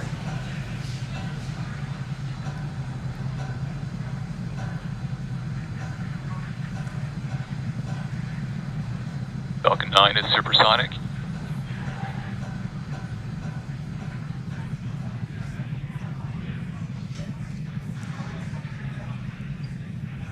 XQ. Stage 1 throttle up. Merlin 1D engines coming back up to power. 1 Bravo. Copy, 1 Bravo. The crew calling out 1 Bravo should a escape situation arise. It tells the Dragon flight computer what profile to fly using the Super Draco engines. but everything is looking good on Falcon 9. We're getting nominal callouts from all the engineers and a great view from the ground camera and the onboard cameras. Evac chill underway.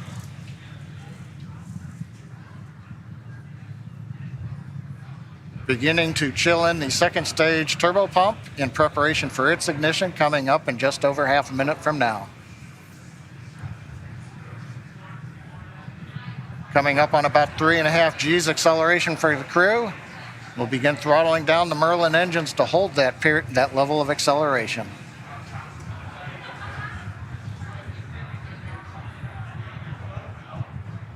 Next event coming up, we're going to get main engine cutoff of the 9 engines. Get stage separation and ignition of the second stage engine. You've heard the throttle down call out. We're holding 3.5 G's for the crew.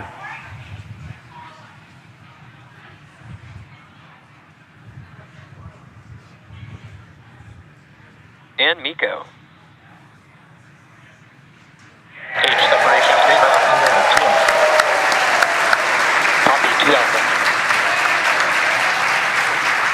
Evac ignition.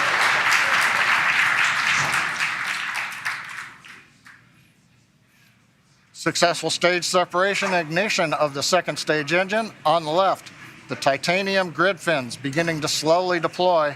Great views from the first stage camera. The first stage now begins a slow flip maneuver. You can see the white nitrogen gas plumes as we reorient for an entry back through the Earth's atmosphere a little bit later in the plus count. Second stage, we see the engine nozzle glowing red. Everything continuing to look good on the second stage.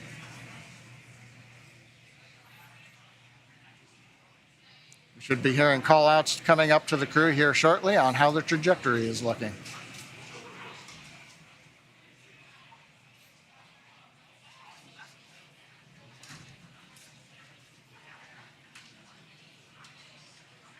Dragon SpaceX, trajectory nominal. It's what we like to hear. Acquisition of signal, Bermuda. AOS Bermuda, acquisition of signal. The Bermuda tracking station now getting telemetry from the second stage of the Falcon 9 with the Dragon on top. T plus 4 minutes, 10 seconds. Everything continues to be nominal. First stage coasting to apogee, and then it'll come back down for landing on the drone ship. Second stage partway through its lengthy burn to get the crew into orbit. So Kate, 4.5 minutes in, everything continues to look good. What a absolutely picture-perfect liftoff. We got a live view of the crew inside Dragon Endeavour. Looks like everyone is still pretty comfy. As John had said earlier, we got Dragon to SpaceX, trajectory nominal. All right, good call out there that trajectory is nominal. SpaceX Endeavour, we copy. As John mentioned, we got to about 3.5 G's there. Acquisition of signal, New Hampshire. On the left-hand side of your screen, we can see the first stage as it is making its way back down to Earth. It's targeting a landing on our drone ship, a Shortfall of Gravitas, which is parked a couple hundred miles off the coast of Florida out in the Atlantic Ocean. Second stage on the right-hand side, everything continues to be nominal there, as the MVAC engine is powering the second stage and Dragon Endeavour to its targeted drop-off orbit.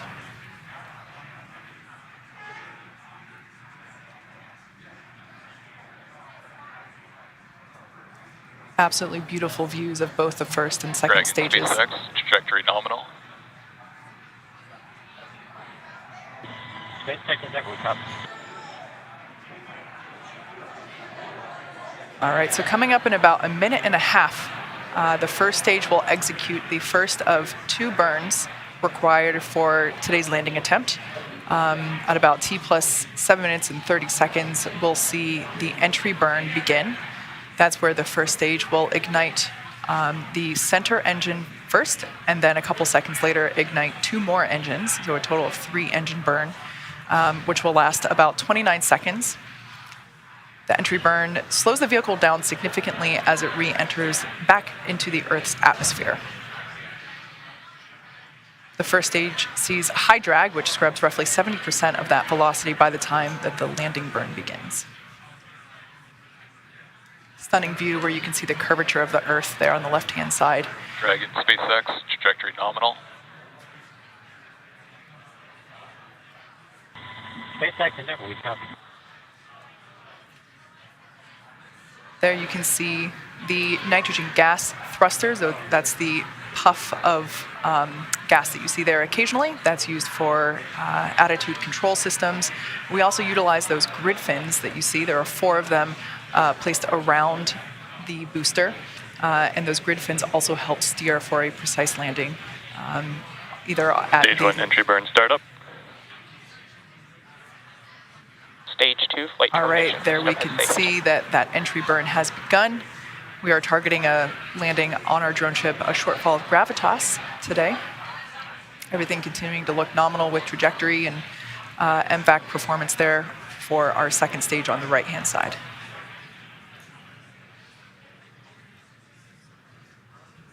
So we are conducting the entry burn. Previously, the booster was... Stage 1 entry burn shut down. That entry burn helps slow the booster down. It was going about 25 times the speed of sound. So we slow it down as it re-enters the dense part of the Earth's atmosphere.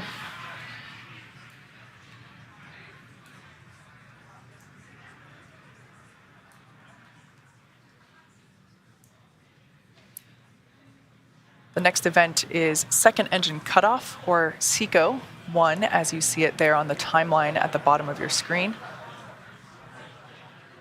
Stage 2 in terminal guidance. That's where we shut down the MVAC engine, or second engine cutoff. Copy, Shannon. Stage 1 transonic.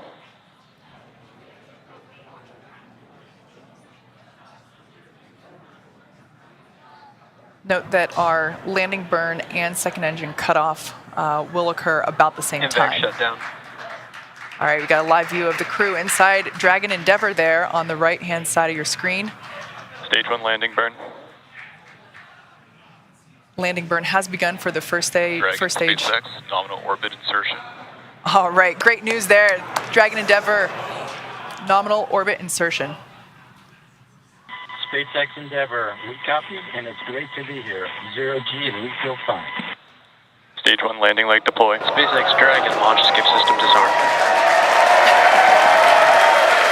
As you can see, this Falcon 9 has landed for the 5th time.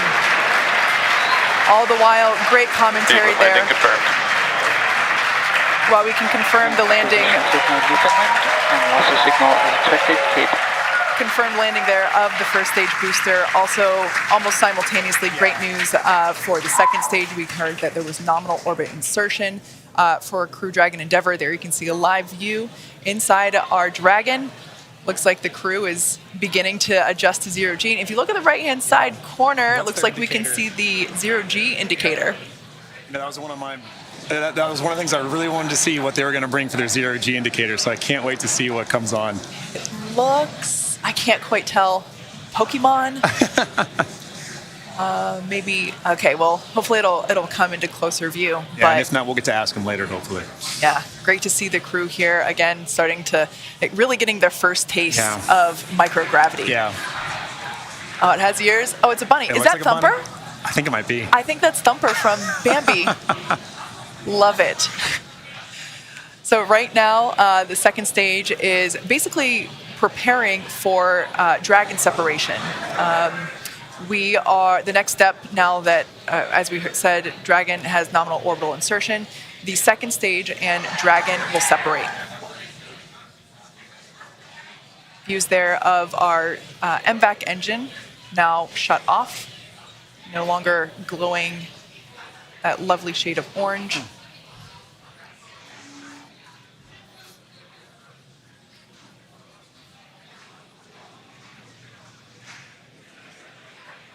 Right now, the second stage is about 200 kilometers above Earth. Preparing now for stage separation. for Dragon separation.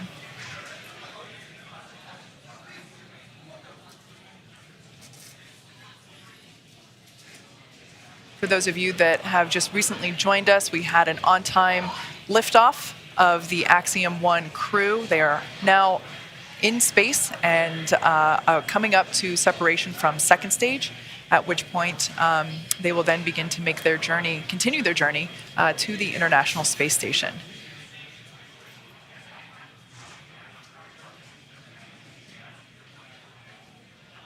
The view that you're currently looking at is inside the Dragon trunk, which, as you can see, has just separated from the second stage. Dragon separation confirmed.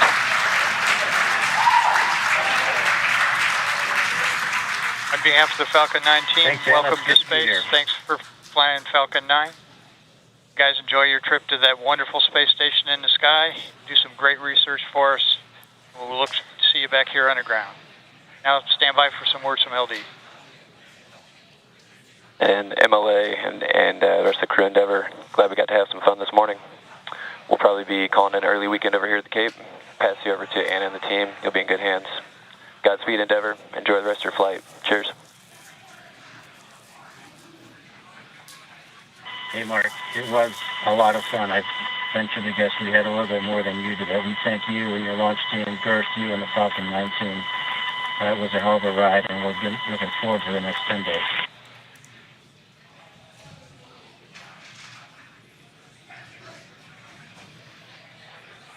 All right, some nice words there from a couple of key folks.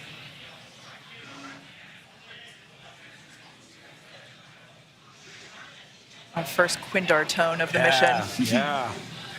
I queued up right when I heard that. There we can expected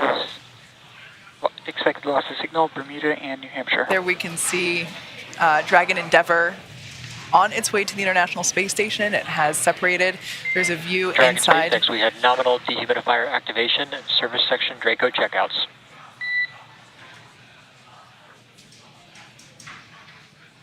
There we can see over the shoulder of SpaceX Endeavor, we copy, okay. Over the shoulder, previously Commander MLA was on the left and pilot Larry Connor was on the right. Live view inside the cabin. They just got the okay to lift their visors. All right.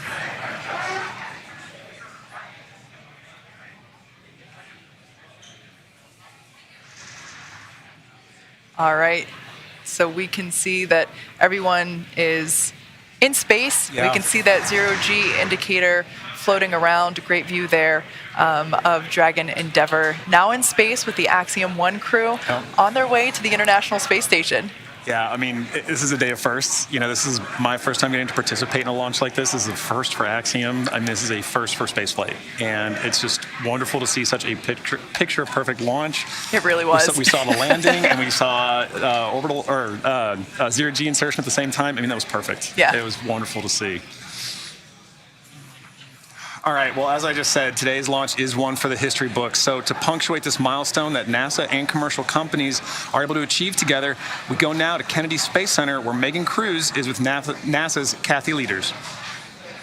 I'm here right now with the Associate Administrator of NASA's Space Operations Mission Director. It's so great to have you here, Kathy. What did you think of the launch? Oh my gosh, it's always like, you know, right in the bottom of my throat. I'm holding, can't breathe.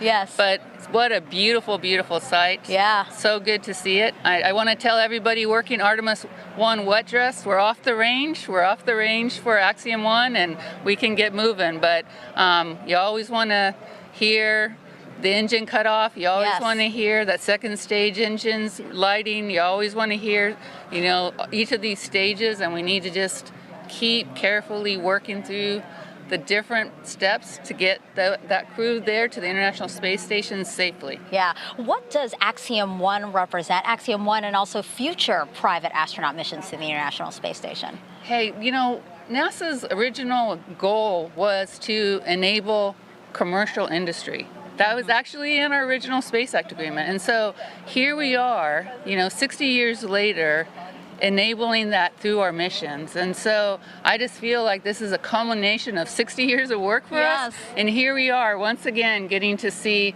and for the first time getting to have commercial, private astronauts going to the International Space Station, and they'll get to see what our government, what they're calling professional astronauts doing their real work, but then also getting to do their work too. And it's another place where learning to peacefully work in space, I think, is moving us forward. Yeah, so important. And we just watched Axiom-1 lift off from that launch pad right there behind us. In a couple of weeks, we're going to see Crew 4 launch from that same launch pad. And then just right next to it, Pad 39B, we have NASA's brand new Space Launch System. Can you recall a busier time we've had here at the Space Coast? And how is Kennedy Space Center managing its new role as this multi-user spaceport? So I think somebody else, Bob Cabana had this dream of a multi-user spaceport here. So I think he should be very, very proud of his KSE team, and Janet Petro and her team are obviously leading the way right now, because this is not easy to do. It's not easy to go make sure all of these people have all the capabilities and are obviously working with our Air Force sister agency there too, and making sure that all these launches get supported in a seamless way. Just an amazing job. Yeah, a lot of juggling that has to happen. Yep. So, I just talked about SLS. We are looking forward to the moon with that launch later this year. Why is it still so important to maintain a presence in low Earth orbit when we're looking towards the moon now? Because we still don't have everything figured out how to do things yet for the moon and Mars.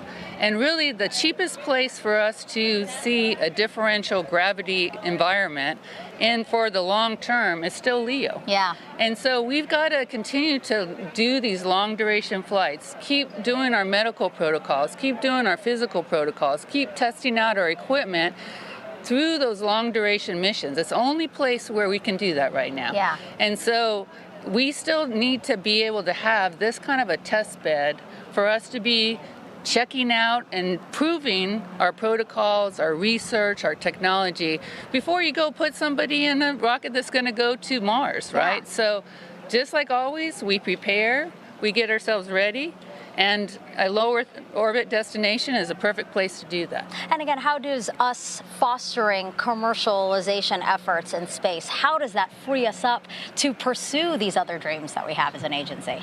So, the administrator today in the pre-mission conference, he said, we right now are doing, this is our first step. We're working with a commercial company to have them come to our International Space Station. And we're learning to work together and figuring out how to work together. And this is going to be an important step for us, because moving forward, we would actually like to now be able to buy a ride and time on orbit with a commercial company to be able to have them do that. And so this is the first step of their learning from us and us learning from them. And then in the future, we're going to have space station for another 8 years, but we would like by the early 2030s for us to be flipping the roles and have our professional astronauts going up and checking and doing and focusing on the research and technology we need for exploration, but allowing commercial providers to be doing the hard work of maintaining the laboratory. Kathy, what an exciting future. I'm looking forward to seeing it, and thank you again for being here. Thank you. All right, back to you, Dan. All right. Hey, thanks, Megan. It is great to see the AX-1 mission on orbit. The team here with the space station are ready. We're ready to get them on board. So their journey just started. They've got about 20 and a half hours until they're docked to the space station. Again, they're headed for the Zenith port on Node 2. That's the space-facing one on the very top. With that docking scheduled right now for 11:45 GMT on Saturday. That is just about 6:45 a.m. here in Houston, 4:45 a.m. for the teams out on the West Coast. Once they get there, we'll be able to get into all of the hatch open operations, welcome them on board. We expect the hatches to open up about 2 hours after that docking, maybe a little bit less, and then that welcome ceremony coming not too long after. So that'll do it for us for today. Elise here from Houston. We're going to be joined again tomorrow by the SpaceX and the Axiom team as we walk you through the final stages of the rendezvous. And that coverage is going to be starting at 4:30 a.m. Central, 2:30 a.m. So an early morning, my friends over there on the West Coast. So with that, again, congratulations to the SpaceX and Axiom teams for getting this crew on orbit. We'll be ready for them tomorrow to get them on board the space station. I'll send it back now to the team at Hawthorne and over to Kate. Thanks so much, Dan. Actually, just heard in our ears just now, successful nose cone opening.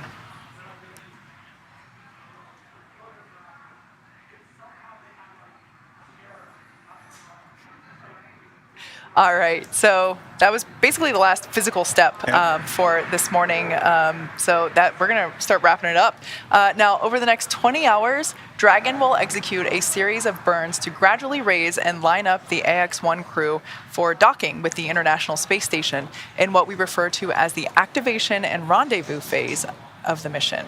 Now, in just a few minutes, the crew will doff or take off their spacesuits to get a little more comfy for their flight and will enjoy their first meal aboard the spacecraft. At 2 p.m. Pacific, they will get ready for a rest period that will last for about 10 hours, 8 hours for actual sleeping, and a couple of hours for pre/post-sleep activities. Before they arrive at the space station, we will have 2 potential opportunities to chat briefly with the crew on orbit, one later this morning around 11:10 a.m. Pacific, and one early tomorrow around 12:10 a.m. Pacific. While we're hopeful one of these will work out, neither opportunity is guaranteed as they're dependent on crew schedule and ground station coverage. Now, if we're able to support, we'll make an announcement on our social media channels no later than 15 minutes before the event start time. In the meantime, be sure to keep tabs on the mission at axiomspace.com, and you can track Dragon's flight on spacex.com/launches. Right, and as Kate mentioned, even if we aren't able to talk live with the crew, we will continue to provide updates on the mission across our social media channels. And starting at 5:30 Eastern, 2:30 a.m. Pacific on Saturday, April 9th, we will pick back up with our live joint coverage of the AX-1 crew's approach and docking to station with NASA. So please keep an eye on Axiom and SpaceX social channels for updates, and regardless, we hope to see you back here at 5:30 a.m. Eastern Time for live coverage of the first all-private astronaut mission to the space station. So from all of us at Axiom Space, thank you to SpaceX, and thank you to NASA. This is just the beginning in the next chapter, and thank you at home for tuning in. We hope to see you soon.